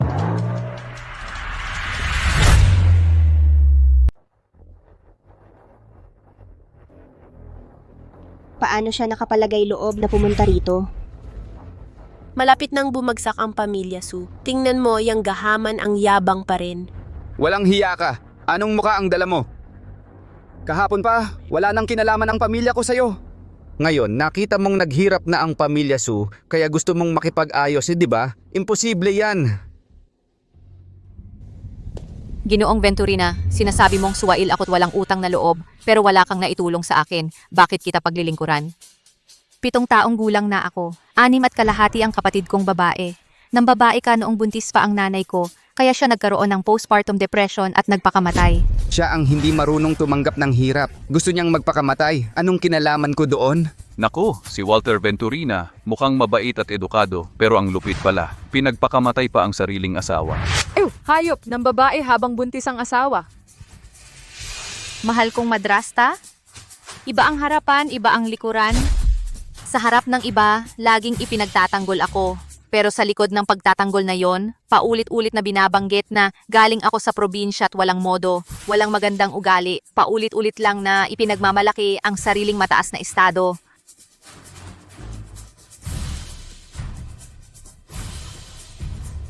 Kabit na ng ibabaw, saan nanggaling ang pagiging mataas? Lahat naman tayo karaniwang tao lang. Sa tingin ko, ganyan lang din ang mga mayayaman, marumi at magulo. Hindi ito mga salitang mula sa isang 7 taong gulang. Ay, ang tanga ko naman. Ngayon ko lang naalala na siya ang lola ko. Ngayong araw, ipakikita ko sa inyong mga hamak kung paano mawalan ng lahat ng bagay. 3 reseta lang ito, tapos maghahamon ka pa? Siyempre hindi, kaya nga espesyal akong humiling ng tulong mula sa isang haligi ng industriya ng medisina, ang iginagalang na si Gingit Wang Yuking, upang maging hurado. Si Jiong Wang ay iginagalang at may mabuting reputasyon. Tiyak na makikilala niya ang tunay sa peke. Si Jiang Wang ay ang tanging babae sa 4 na pangunahing pamilya. Matagal na siyang nagretiro, bakit siya pupunta sa Prescon? Sing Ifanaslawas, pamilya Su sa kayamanan. Gusto kaya ng pamilya Wang na palitan ang pamilya Su bilang pinakamayamang pamilya? Jiang Wang, kayo ay iginagalang at huwaran namin. Nais kong anyayahan kayo sa Prescon bukas. Ako si Wang Yuking, matuwid ang aking pamumuhay. Hindi ako makikipagtulungan sa tulad mong walang hiya. Tagapangasiwa. Jiang Wang, alam kong matagal na kayong naghahanap ng mga natitirang pahina ng medical na aklat ng Venturina. Tingnan ninyo kung ano ito.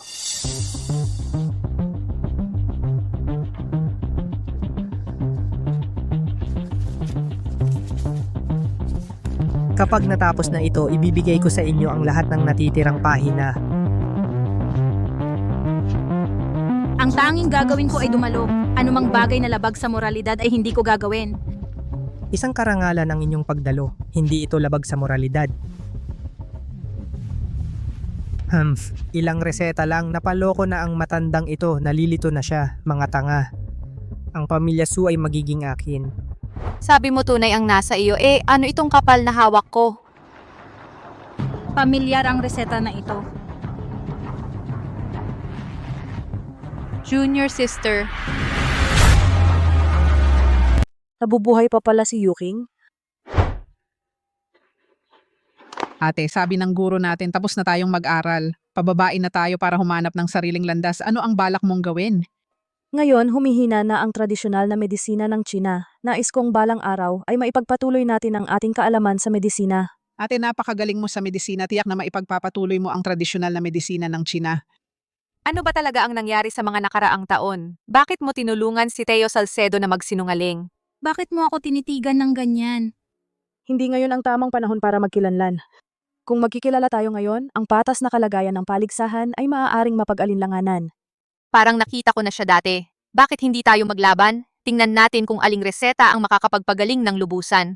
Pinapayagan kitang humanap ng sinumang doktor na kakatawan sa iyo sa paligsahan. Ikaw isang batang gala, ang kakatawan sa pamilya Salcedo? Wala na bang ibang tao ang pamilya Salcedo? O tama. Simula nang pumanaw ang dating pinuno ng pamilya Salcedo, ang kaalaman sa medisina nila ay nawala na. Hindi kaya natatakot ka na? Matatakot ako sa'yo? Sige, laban. Pero, kung ako ang manalo, kukunin ko ang 60% pag-aari ng pamilya Salcedo. Payag, kung ikaw ang matalo, hindi ka na kailanman makakapasok sa larangan ng medisina at luluhod ka para humingi ng tawad sa pamilya Salcedo. Kasunduan. Ginoong Wang, kilala kayo sa inyong kabutihan at karunungan. Maaari ba naming kayong hingin na maging hurado sa paligsahang ito? Payag. Si Ginoong Wang ay dating estudyante ng dakilang manggagamot noong unang panahon. Kahit na dumaan sa digmaan at humina ang kanyang paaralan, napilitan si Ginoong Wang na tumigil sa panggagamot at magnegosyo na lang. Ngunit sa kanyang kakayahan sa medisina, sapat na sapat siyang maging hurado. Tumawag tayo kay Dr. Carlo Reyes.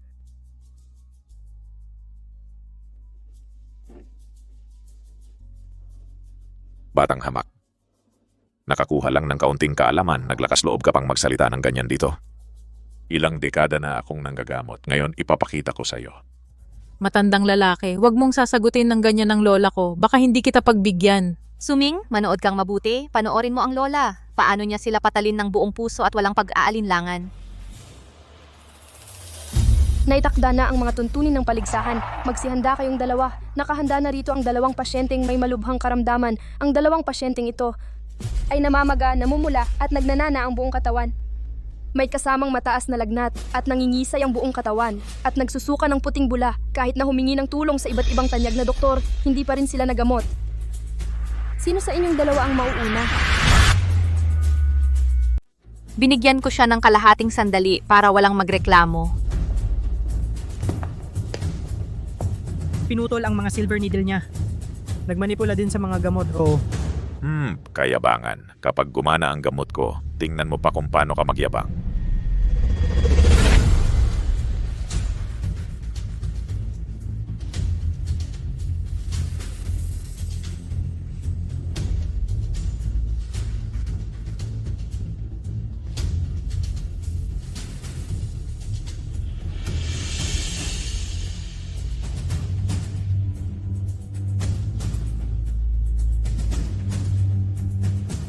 Ito ay matagal nang nawala 9 karayom ng pagbabalik ng buhay. Kabuuang 99 karayom. Dapat sa loob ng 1 minuto, iturok sa mga acupuncture point ng pasyente. Saka lang ito magiging matagumpay.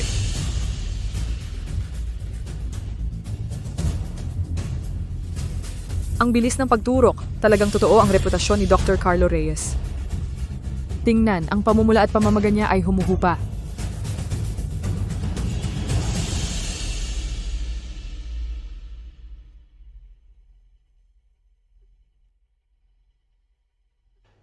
Dr. Carlo Reyes ay matagumpay na nagpagaling.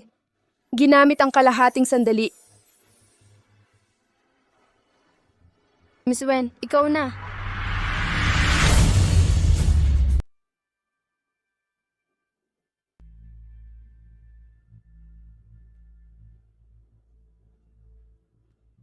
Mukhang boils lang dahil sa init at halumigmig pero ang totoo, galing ito sa biglang pagkabigla na nagdulot ng pagkalason sa loob ng katawan. Nawala ang balanse ng mga internal organs. Si Dr. Carlo Reyes ay sintomas lang ang tinutugunan, hindi ang ugat.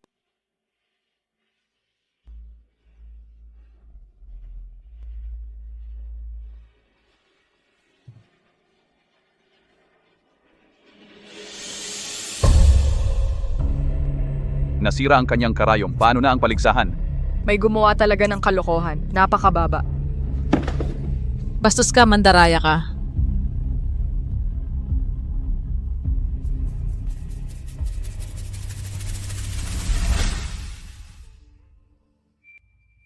Ang itsura ng karayom ay sinauna at kakaiba, hindi tulad ng ordinaryong silver needle. Ito ay... Karayom ito ng ate kong mananabang. Isang turok para magpirmi ang kaluluwa, isang turok para maibalik ang espiritu.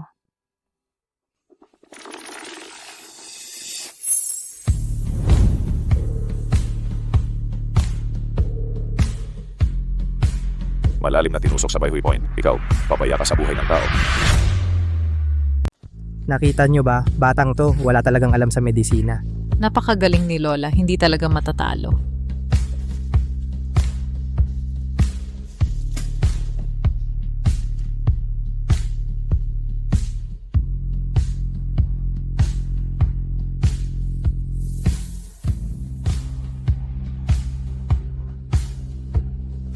Nasaan na ako? Mas maganda na ang pakiramdam ko. Wala na ring masakit sa katawan ko. Hindi na rin ako kinakabahan. Yung acupuncture ni ate para sa kaluluwa at itong kilos ng kamay. Imposible. Talagang imposible. Matagal nang pumanaw si ate. Talaga bang...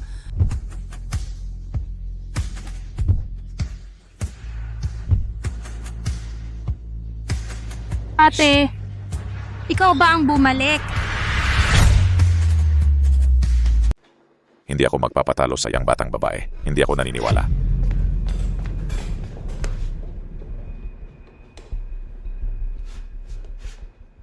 Talagang gumaling. Sa murang edad niya, paano niya natamo ang ganitong napakagaling na medikal na kakayahan?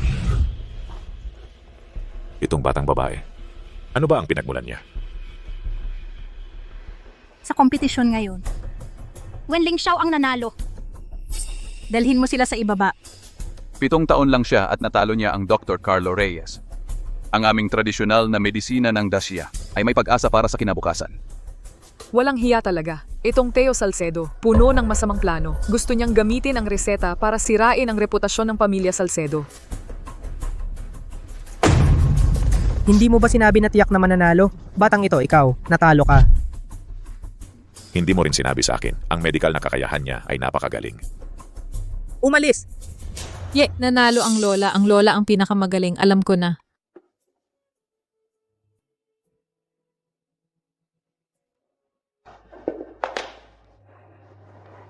Ate, ikaw ba? Ikaw ba ang bumalik? Yuking, ako ito. Ate, nagawa mo na bang bumalik para makita ako? Sa mga nakaraang taon, ano ba talaga ang nangyari sa'yo? Bakit mo naging hitsura ng bata? Mahaba ang kwento nito. Nabigo ako sa pagsubok. Aksidenteng napunta sa batang babae na kapareho ng pangalan ko, sa katawan ng batang babae. Ang bagay na ito ay hindi dapat maipagkalat. Baka magdulot ng kaguluhan. Ate, huwag kang mag-alala. Tiyak na itatago ko ang identidad mo. Hindi ako magdudulot ng problema sa'yo. Bastado. Palang pala, matagal mo nang kilala si Wang Yuking. Mula nang kunin ko ang reseta, nahulog na ako sa iyong balak. Paano mo masasabing balak iyon? Hayagang plano iyon. Kung hindi mo gusto ang reseta ko, hindi ka sana nabiktima. Palang pala, ang reseta ay talagang sa pamilya Su. Si Teo Salcedo ang nagnakaw ng reseta at gusto pa nitong siraan ang pamilya Su. Talagang walang hiya. Buti na lang ang pamilya Su. May isang magaling na doktor na si Wenling Xiao. Kung hindi, talagang magwawakas ang pamilya Su. Hindi ako ang nagnakaw. Karapat dapat lang sa akin ito. Matagal na akong nagpapakamatay sa pamilya Su. Ano naman kung kumuha ako ng ilang pahina ng reseta? Su Jiangxing. Lagi mong pinapaboran si Su Tingshen na walang kwenta. Sa pamilya Su, matagal na akong nagpapakamatay. Pero siya, laging komportable sa pamilya Su bilang kanyang panganay na anak. Bakit? Dahil lang hindi ako tunay na anak. Tama na.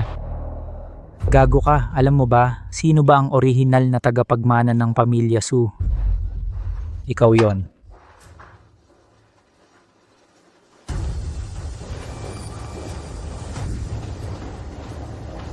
Parehong pangalan at apelyido. Ang batang babae at si Wenling Xiao. Ano ba talaga ang relasyon nila?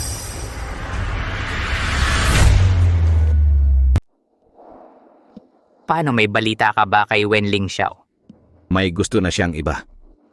Bakit ka pa nagpupumilit? Gago kang mangkukulam. Ipagkalkula mo sa akin kung nasaan si Wenling Xiao. Huwag kang makialam sa hindi mo dapat pakialaman.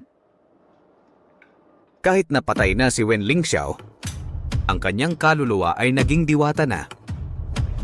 Ang medikal na aklat ng Venturina ay may taglay na malaking kapangyarihan mula sa mabubuting gawa. Kung makukumpleto mo ang medical na aklat ng Venturina, maaari ka ring maging diwata, kasama ang iyong minamahal, upang ipagpatuloy ang inyong pagmamahalan. Ang medical na aklat ng Venturina.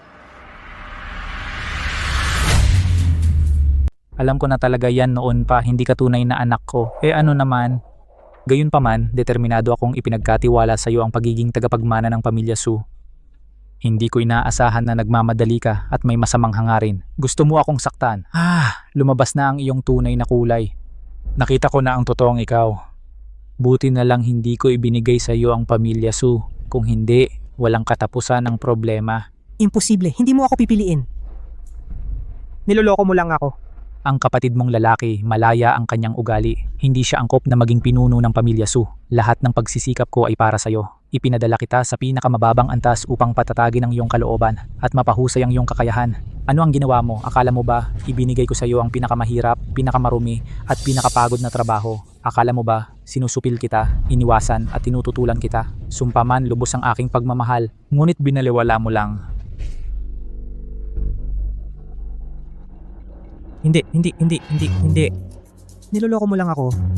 Ito ay isang pakananin yung lahat. Gusto mo bang pagsisihan ko ito? Ikaw walang kwentang hayop. Simula nang dumating ka sa pamilyang ito, palagi na lang akong may problema. Ikaw ay isang malas. Ikaw ay isang mapaminsalang tao.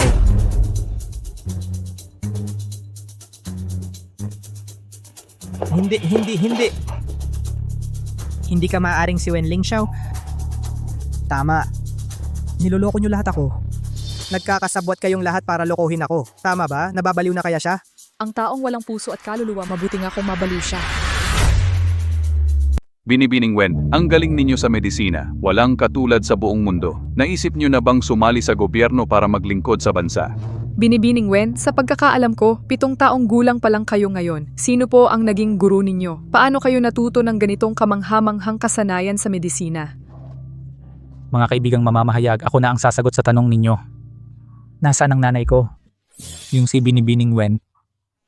Ang kanyang pinag-aralan, napakatahimik ng paaralan o grupo na iyon. Hindi pwedeng isiwalat.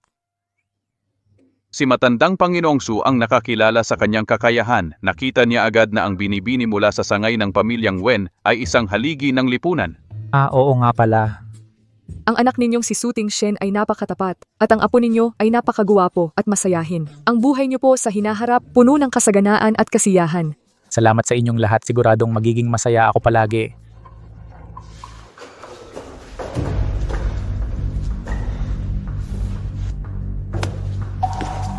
Gusto mo bang bawiin ang pamilyang Su? Pwede kitang tulungan.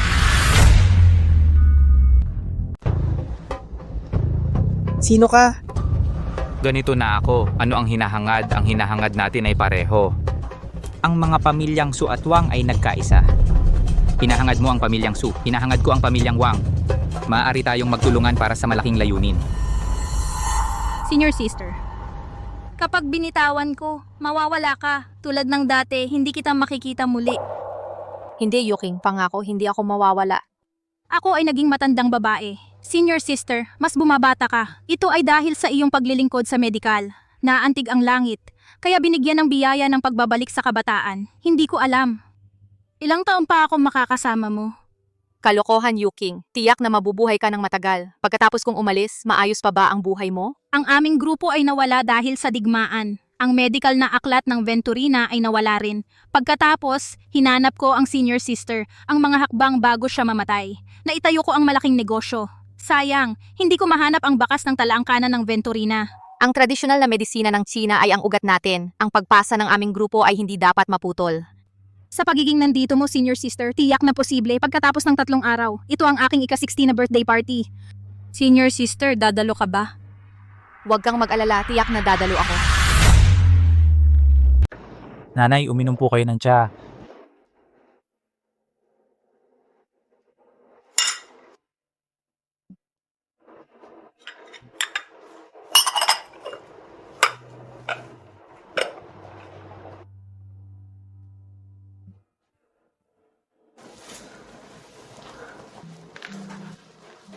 Nanay, sobrang saya ko po. Ilang dekada na akong hindi nakakatanggap ng angpaw mo. Hing, mula ngayon araw-araw bibigyan kita ng angpaw para mabayaran. Salamat po, nanay. Lola, uminom po kayo ng tsa.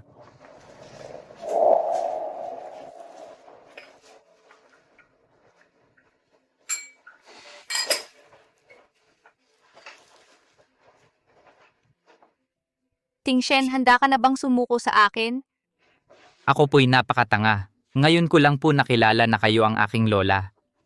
Sa ganitong paraan, ang market value ng Korporasyong Salcedo hindi lang tataas ng isang palapag, kundi tataas ng 8 palapag pa. Salamat po, Lola.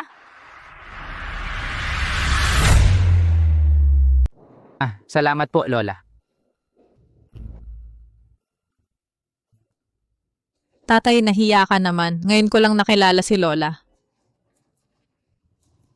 Matalino ako, di ba Lola? Siyempre si Xiaoming ang pinakamatalino.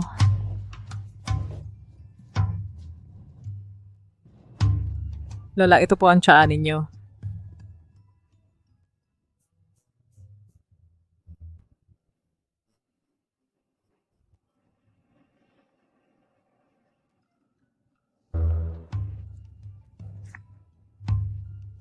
Aray, dahan-dahan naman. Nabasag pa ang ulo mo. Basta nasa puso mo ang paggalang, ayos na yon.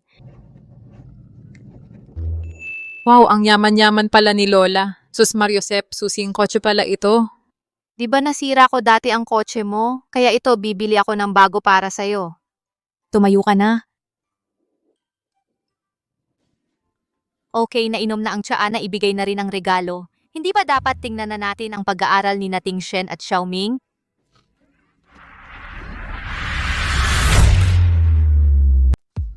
Gutom ka na ba, ma? Kung gutom ka na, papaglutuin kita ng merienda, okay lang ba? Pagod ka ba, ma? Kung pagod ka, pahinga ka na sa kwarto. Shinger, hindi pagod, hindi gutom, hindi antok ang nanay. Anong pinagtatawa mo? Tapos na yung report? Ikaw naman, tapos mo na ba yung mga problema sa Olympiad sa math?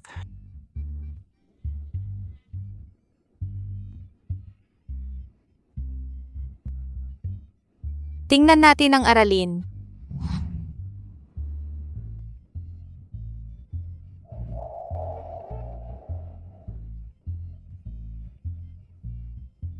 Ang galing ng ginawa mong aralin. Yehey! Oo nga pala, ma, naalala ko bigla. Handa na yung sasakyan. Anong oras tayo pupunta sa birthday party ni Tita Wang? Ngayon na tayo pumunta, mainip na yung kapatid kong babae. Sige, alis na tayo. Ang pamilya Su, kasama ang kanilang pinuno, ay dumating na.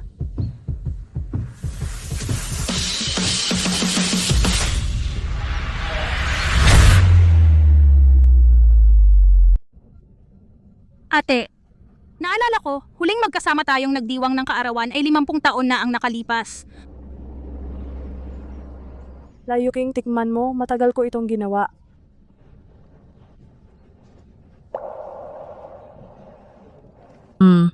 Masarap.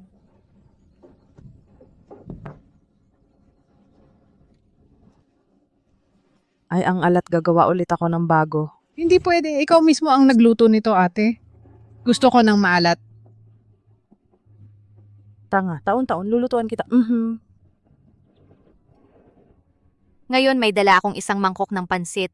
Tikman mo kung umayos na ang pagluluto ko. Hoy, nako, ang bagal-bagal mo, laging nahuhuli ka.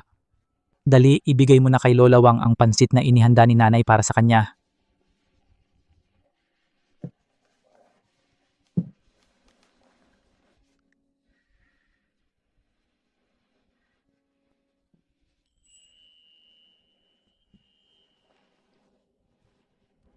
Masarap pa rin, parehong lasa noon.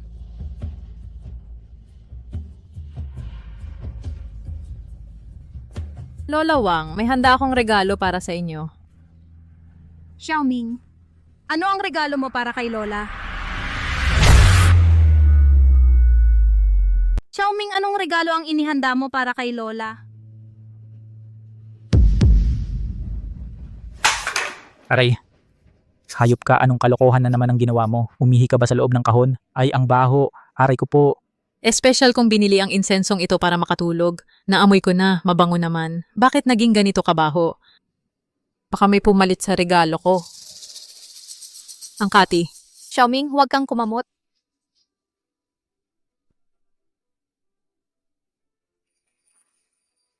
Walang dapat humipo. Nakakahawa ang sakit na ito. Ilagay si Xiaoming sa isang silid na walang tao para ma-isolate. Tao. Dalhin siya para ma-isolate. Lola, hindi ko sinasadya.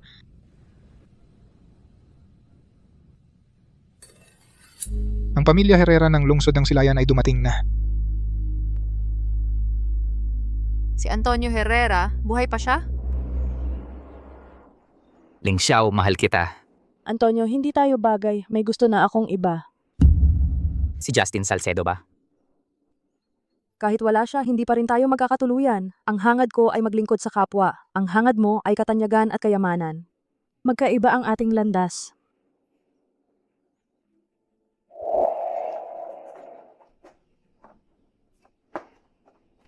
Justin Salcedo, kung wala ka siguradong mamahalin niya ako.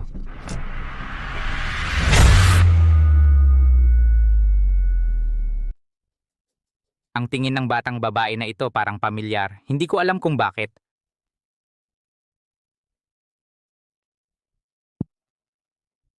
Ipakikilala ko sa inyong lahat. Ito ang tunay kong anak na lalaki, Teo Salcedo. Salamat din kay Su Jansing na nag-alaga sa anak ko ng napakatagal. Wala akong anak na katulad niya. Ang anak kong ito, Suwail, pinalayas ko na sa pamilya Su. Ikaw pala ang tunay niyang ama. Kaya pala ngayon ko lang naintindihan. Ang mga ginawa ng anak kong ito noon, hindi na nakakagulat. Si Teo Salcedo. Nakahanap pala ng tunay niyang ama. Mga ginang at ginoo, ang tagal nating hindi nagkita. Teo Salcedo pala ang tunay na anak ni Antonio Herrera. Kaya pala ganito ang ugali niya. Napakalupit at tuso. Namana pala niya. Ganyan talaga ang ugali niya. Ang Antonio Herrera, kilala siyang manluloko sa lungsod ng Silayan. Para lang kumita, ginagawa niya lahat kahit masama. Mga tauhan. Ipagtabuyan ng Teo Salcedo at Antonio Herrera. Palabas na ang birthday party ko. Hindi ko gusto ang mga ganitong klasing tao. Hoy, sandali lang. Huwag kang magmadali. Matanda. Matatapos ba ang birthday party mo? Depende kung gusto naming magpatuloy. Kaibigan, ginamit ko ang Teo Salcedo para ibigay ang regalo ko sa'yo. Nagustuhan mo ba? Ito. Huwag mong subukang mamatay kapag nalaman ko na gumawa ka ng masamang bagay. Gagawa ako para hindi mo gustong mabuhay at hindi mo gustong mamatay. Maghintay lang tayo. Panginoon, may problema. May nangyari. Anong nangyari at nagmamadali ka? Maraming tao sa bahay. Bigla na lang uminit ang katawan ko. Nagkaroon ng mga pantal. May kumakalat ding sakit sa lungsod. Ang tiyansang mahawa ay halos 90% na. Ito. Ang sakit na ito ay napakadaling makahawa. Lola, sabi ko sa'yo, matanda ka na. Kung ako ang nasa kalagayan mo, hindi na ako lalabas. Ingat ka, baka ang handaan mo ay maging libing na. Hayop ka. Matandang kaibigan, basta ibigay mo lang sa akin ang medikal na aklat ng Venturina, natural na ibibigay ko sa iyo ang lunas sa epidemya. Kung hindi, panoorin nyo na lang kung paano mamatay ang lahat sa lungsod ng bayani. Kahit mamatay ako, hindi ko ibibigay ang reseta ng ate ko sa tulad mong taksil. Tulong! Palayasin niyo sila! Wag na. Ako na ang aalis. Naghihintay ako sa Bayani Grand Hotel. Hihintayin kita.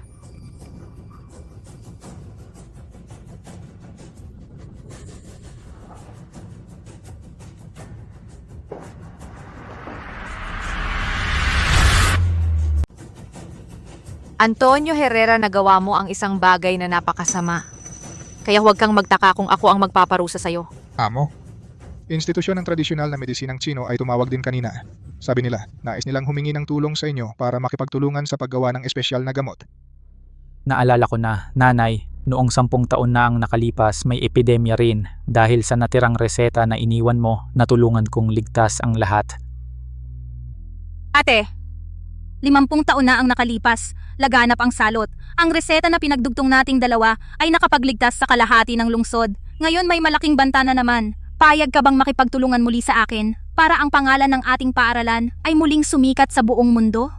Ang epidemyang ito ay nagsimula sa aking reseta, kaya dapat ko rin itong lutasin. Sasamahan kita. Sa pagkakataong ito, hindi lang isang lungsod ang ililigtas natin, pati ang pangalan ng tradisyonal na medisinang Chino ay muling paiingayin sa buong mundo.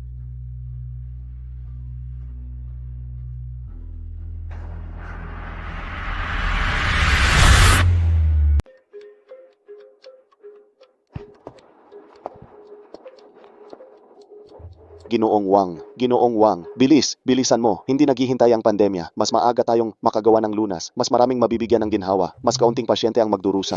Bakit may kasamang batang ito? Siya ay kasama ko. Siya ang katulong na dinala ko. Napakahusay niya sa medisina. Isang bata lang naman yan. Gaano man kagaling ang kanyang medisina, hindi pwedeng pumasok sa laboratorio para lang mag-eksperimento. Kalokohan ito, Ginoong Wang. Huwag naman kayong magpakatanda at magpakaloko-loko. Hindi pa gaanong katagal, nagpaligsahan sila sa medisina ni Dr. Carlo Reyes. Ang kanyang kakayahan ay parang himala ang paggaling. Ang mga taong kanyang inalagaan, walang naiwang komplikasyon. Ako ang garantisya para sa kanya. Bata lang naman yan. Gaano ba talaga kagaling? Baka naman si Ginoong Wang ay tumatanda na, malabo na ang mata, kaya maaring nagkamali siya ng diagnosis. Swertihan lang ang panalo ng batang yan. Makaluma, isang reseta lang yan, patunayan natin sa gawa. Sumasali lang naman ako. Kung magtagumpay, masaya tayong lahat. Kung hindi, wala namang mawawala.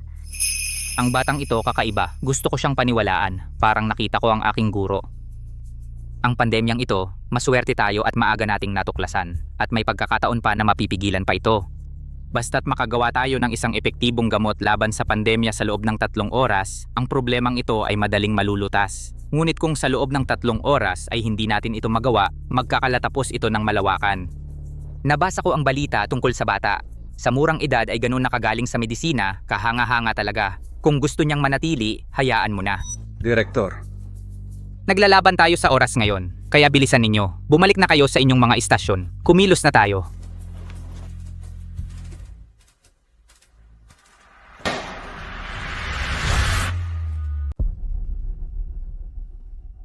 Ang epidemya na ito ay kakaiba. Hindi ito karaniwang epidemya, hindi ito nakamamatay, pero mataas ang pagkakahawa. Posible ba? Lumipas na ang kalahating oras.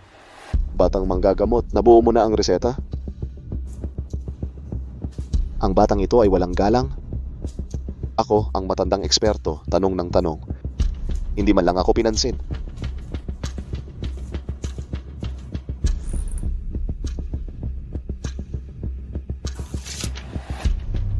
Direktor, nandito ang reseta. Reseta ng Venturina laban sa salot. Ang reseta na ito ay ilang dekada na ang nakalipas. Na-test sa lugar ng epidemya. Batay sa katangian ng epidemya na ito, ako'y nag-isip-isip pa. Sa totoo lang, hindi pa isang oras nakabuo ako ng reseta. Ang batang ito ay napakagaling. Talagang kahanga-hanga ang mga kabataan. Dali-dali, gumawa tayo ng gamot. Tingnan kung ano ang epekto. Ano ba yan? Kalahating oras kami, ang mga matatandang eksperto. Nagtagal na sa paggawa, hindi pa nakabuo. Siya, isang batang 7 taon, sa ilang pagsubok lang ay nakabuo? Alam mo ba kung gagamitin ang reseta mo, na delay ang paggamot, ano ang magiging malaking epekto? Mga kasama, mas mabuting tingnan muna ang reseta bago magkomento. Sa huling bahagi ng dinastiyang Han, laganap ang epidemya, ang Medical Saint Zhang Zhongjing ay gumawa ng reseta ng Masing Shigan. Ang reseta ng Venturina laban sa salot ko ay nagmula sa aking guro, ang buong buhay na pagsisikap, batay sa mga lumang reseta, at iniayon sa katangian ng sakit na ito. Ako'y nagayos ng kaunti para mas akma sa kasalukuyang sakit. Director Zhao, ang pinakamahalaga ngayon ay agad gumawa ng gamot batay sa reseta. Pagkatapos ay subukan, tingnan kung epektibo. Kung may anumang problema, ako ang sasagot. Ikaw ang sasagot? Akala mo ba ang laboratorio ay laruan ng mga bata? Na-delay ang paggamot, ikaw ay nagpapabaya sa buhay ng mga tao, hindi mo pinapansin? Sige na, Wala ng oras. Ngayon, magkakaroon tayo ng botohan sa pamamagitan ng pagtataas ng kamay. Kung dapat bang agad na gamitin ang reseta ng Venturina laban sa salot para sa agarang klinikal na pagsubok. Sumasang-ayon ako. Sumasang-ayon ako. Mas mabuting magkaisa tayo at labanan natin ang salot na ito.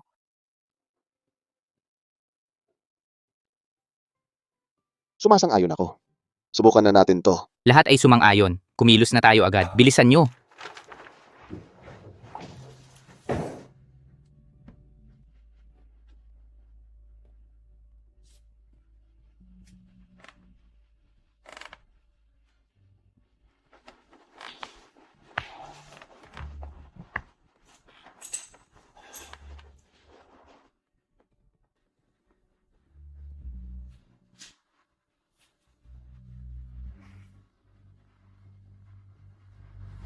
Ayos na! Ito na yon.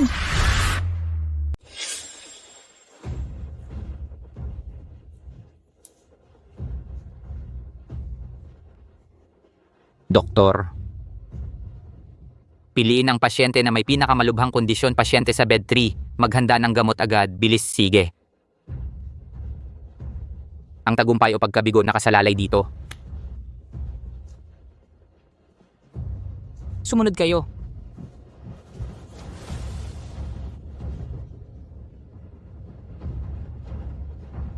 Nagtagumpay. Nag-epekto agad. Salamat sa Diyos sa traditional Chinese medicine. Salamat sa Diyos sa China. Nagtagumpay kami. Dr. Wen. Nagkamali ako, Dr. Wen. Lubos kong hinahanga ng kakayahan mo. Tanggapin ang paggalang ko. Ipagbigay alam sa lahat ng pharmacy at sa monitoring center. Mag-produce ng buong lakas, ipamahagi, bilis. Ang bawat minutong maagang nakukuha ay makakapagligtas ng maraming tao, bilis. Sige, kumilos na. Matagumpay na nakabuo ang institusyon ng tradisyonal na medisinang Tsino ng isang espesyal na reseta ng halamang gamot para sa biglaang pagkalat ng sakit na ito, ang reseta ng Venturina, laban sa salot na kontrol na ang pagkalat ng virus. Reseta ng Venturina laban sa salot. Paano posible na si Wenling Xiao? 7 taong gulang pa lang. Ano ba yan? Ano ba talaga ang connection niya kay Wenling Xiao?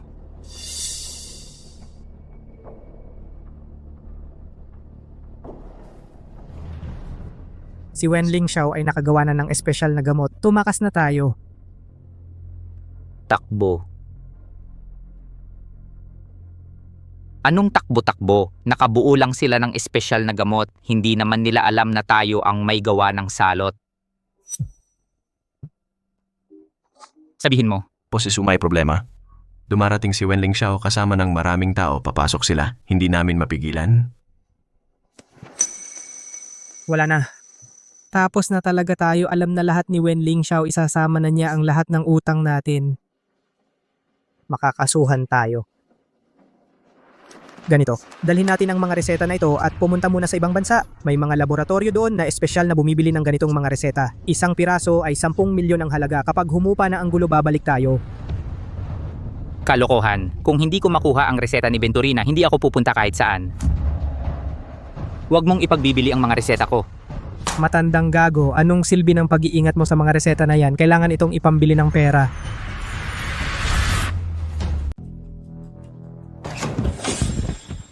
Xiaoyin, anong ibebenta mo? Wala akong kinuha. Nagkakamali ka. Ninakaw mo ang gamit ko, nagkalat ng virus at ngayon ay tatakas ka pa? Ang isang manggagamot ay dapat magkaroon ng puso na handang tumulong sa mga naghihirap. Isinasaalang-alang ko na dating miyembro ka ng pamilya Su, kaya pinapatawad kita. Pero hanggang buto masama ka pala. Unang suntok para sa pagiging sakim at pagkawala ng pagkatao. Pangalawang suntok para sa pagiging walang utang na loob at kawalan ng pagsisisi. Anong nangyayari ang kamay ko? Hindi ko na ito makontrol. Ama, nakikiusap ako sa'yo. Dahil sa dating samahan natin, makiusap ka kay Wenling Xiao. Hayaan mo na ako, pwede ba? Walang hiya kang anak. Ngayon mo lang na-realize ang pagkakamali mo. Huli na. Nang nilason mo ako sa sandaling iyon, ang relasyon nating mag-ama ay naglaho na. Pangatlong suntok, para sa pagtrato mo sa buhay ng tao na parang basura. Bastos, naglakas loob kang magkalat ng nakakahawang sakit, mas masahol ka pa sa hayop. Suntukin natin siya, oo.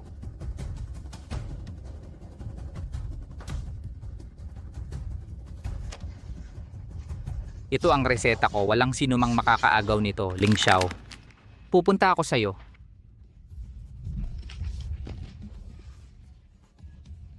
Sinira mo ang reseta ko. Papatayin kita. Antonio Herrera. Tingnan mong mabuti, sino ako? Antonio Herrera, tingnan mo nang mabuti, sino ako? Antonio Herrera. Ling Xiao. Imposible. Hindi pwede na ikaw siya. Patay na si Ling Xiao ng ilang dekada na ang nakalipas. Sino ka talaga? Antonio Herrera, 70 taon na ang nakalipas dahil sa iyong kasakiman, ikaw ang pumatay kay Justin Salcedo. At ngayon, 70 taon ang lumipas, para sa reseta, ginawa mong panangla ang buong lungsod. Talagang wala kang pinagbago, walang hiya at hamak. Ang pagkamatay ni Justin Salcedo, ako lang at si Ling Xiao ang nakakaalam.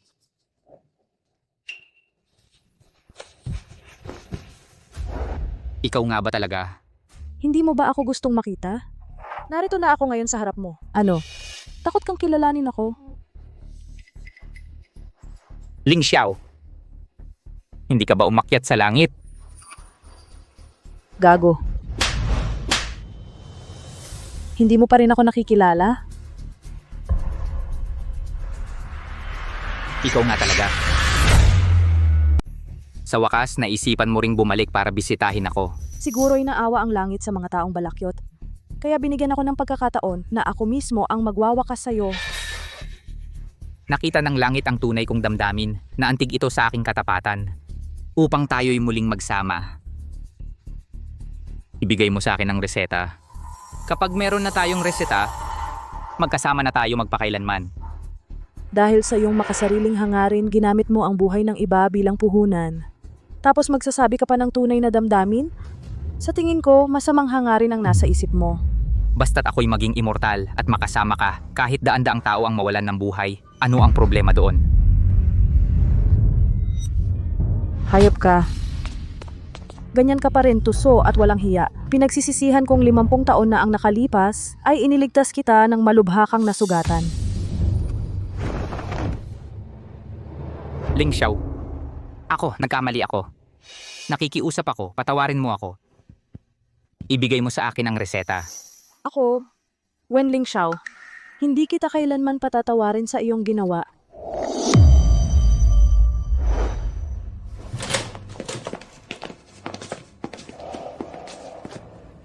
Kayo pong dalawa ay sangkot sa ilegal na kompetisyon sa negosyo. Mangyaring makipagtulungan sa investigasyon. Dalhin ninyo sila.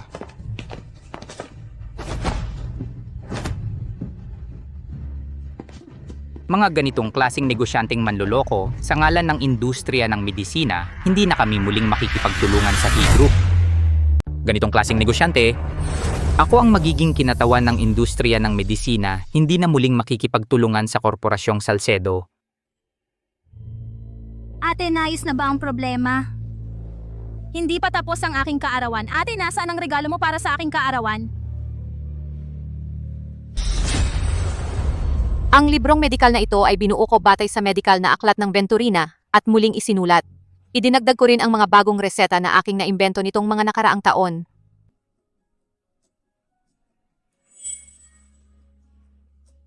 Ito ba ay medikal na aklat ng Venturina? Ipinagkakatiwala ko sa iyo ang librong medikal na ito. Sana ay magamit mo ito para makatulong sa marami pang susunod na henerasyon. Inay, ang galing-galing mo talaga. Ikaw ang palaging ipinagmamalaki ng iyong anak. Ganon pa rin ang iyong kahabagan. Ikaw ang aming huwaran. Lola. Lola, ayos ka lang ba? Napakaganda nito. Lola, ang iyong kakayahan ay higit pa sa 10 tulad ko na pinagsama-sama. ang Korporasyong Salcedo matapos ang issue ng peke at tunay na reseta at ang mabisang gamot sa epidemya ay tumaas na ang halaga ng mga shares nito ng ilang puntos. Lola, ikaw talaga ang swerte ng aming Korporasyong Salcedo. Sa hinaharap, tiyak na palalaguin ko ang Korporasyong Salcedo, gagawin itong mas malaki at mas malakas at paiiralin sa buong mundo. Hindi ko bibiguin ang pag-asa mo sa akin, Lola. Binibini, gusto mo bang sumali sa aming ospital ng tradisyonal na medisina? Basta't gusto mong sumali, siguradong ilalaan ng buong komunidad ng tradisyonal na medisina ang lahat ng puwersa para sanayin ka. Ano ba? Tama ba yan? Sino ang magsasanay sa kanino? Ang kakayahan sa medisina ng ate ko, kung sasali siya sa Research Institute, siya pa ang magsasanay sa inyo. Kung mas sanayin pa ang kakayahan sa medisina ng ate ko, magiging Diyos na siya. Ate, ang Panginoon ng Wang family ay estudyante ni Dr. Song Ching, ang manggagamot na Diyos. Ang paboritong matandang estudyante ng manggagamot na Diyos ay si Wenling Xiao. Sayang, kinuha ng langit ang magaling, maagang namatay. Baka naman siya kaya ay. Ang medikal na aklat ng Venturina ay nawala ng maraming taon. Nakasulat dito ang napakaraming kahangahangang reseta ng gamot. Para sa pananaliksik ng mga susunod na henerasyon, mayroong hindi matatansyang halaga. Pagpalain ng langit ang tradisyonal na medisina, ang pamana ay muling bubuhayin. Binibini, dapat kang sumali sa aming Research Institute. Ang aming Research Institute. Bunso, sa ibang araw na lang tayo magkukwentuhan. Lola, Nanay, hintayin mo ako. hintayin mo ako. Ate?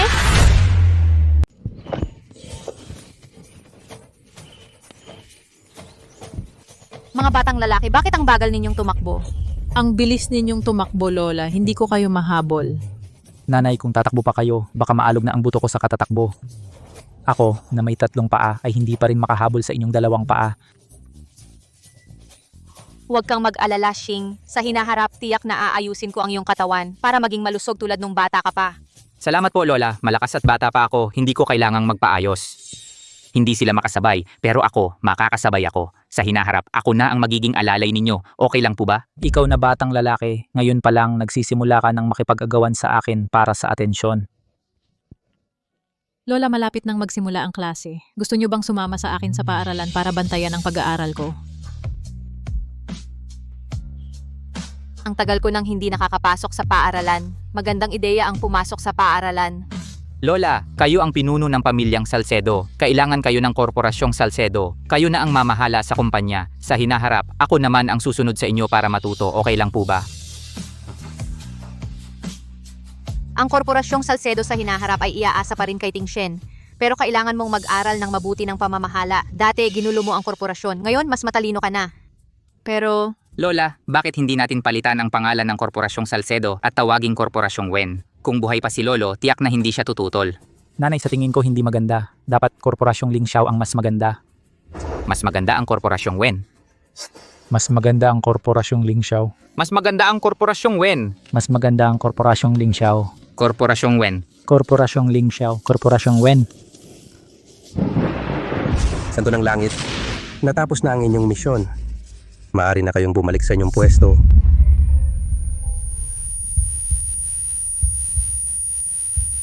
Nanay, ayoko pong umalis kayo.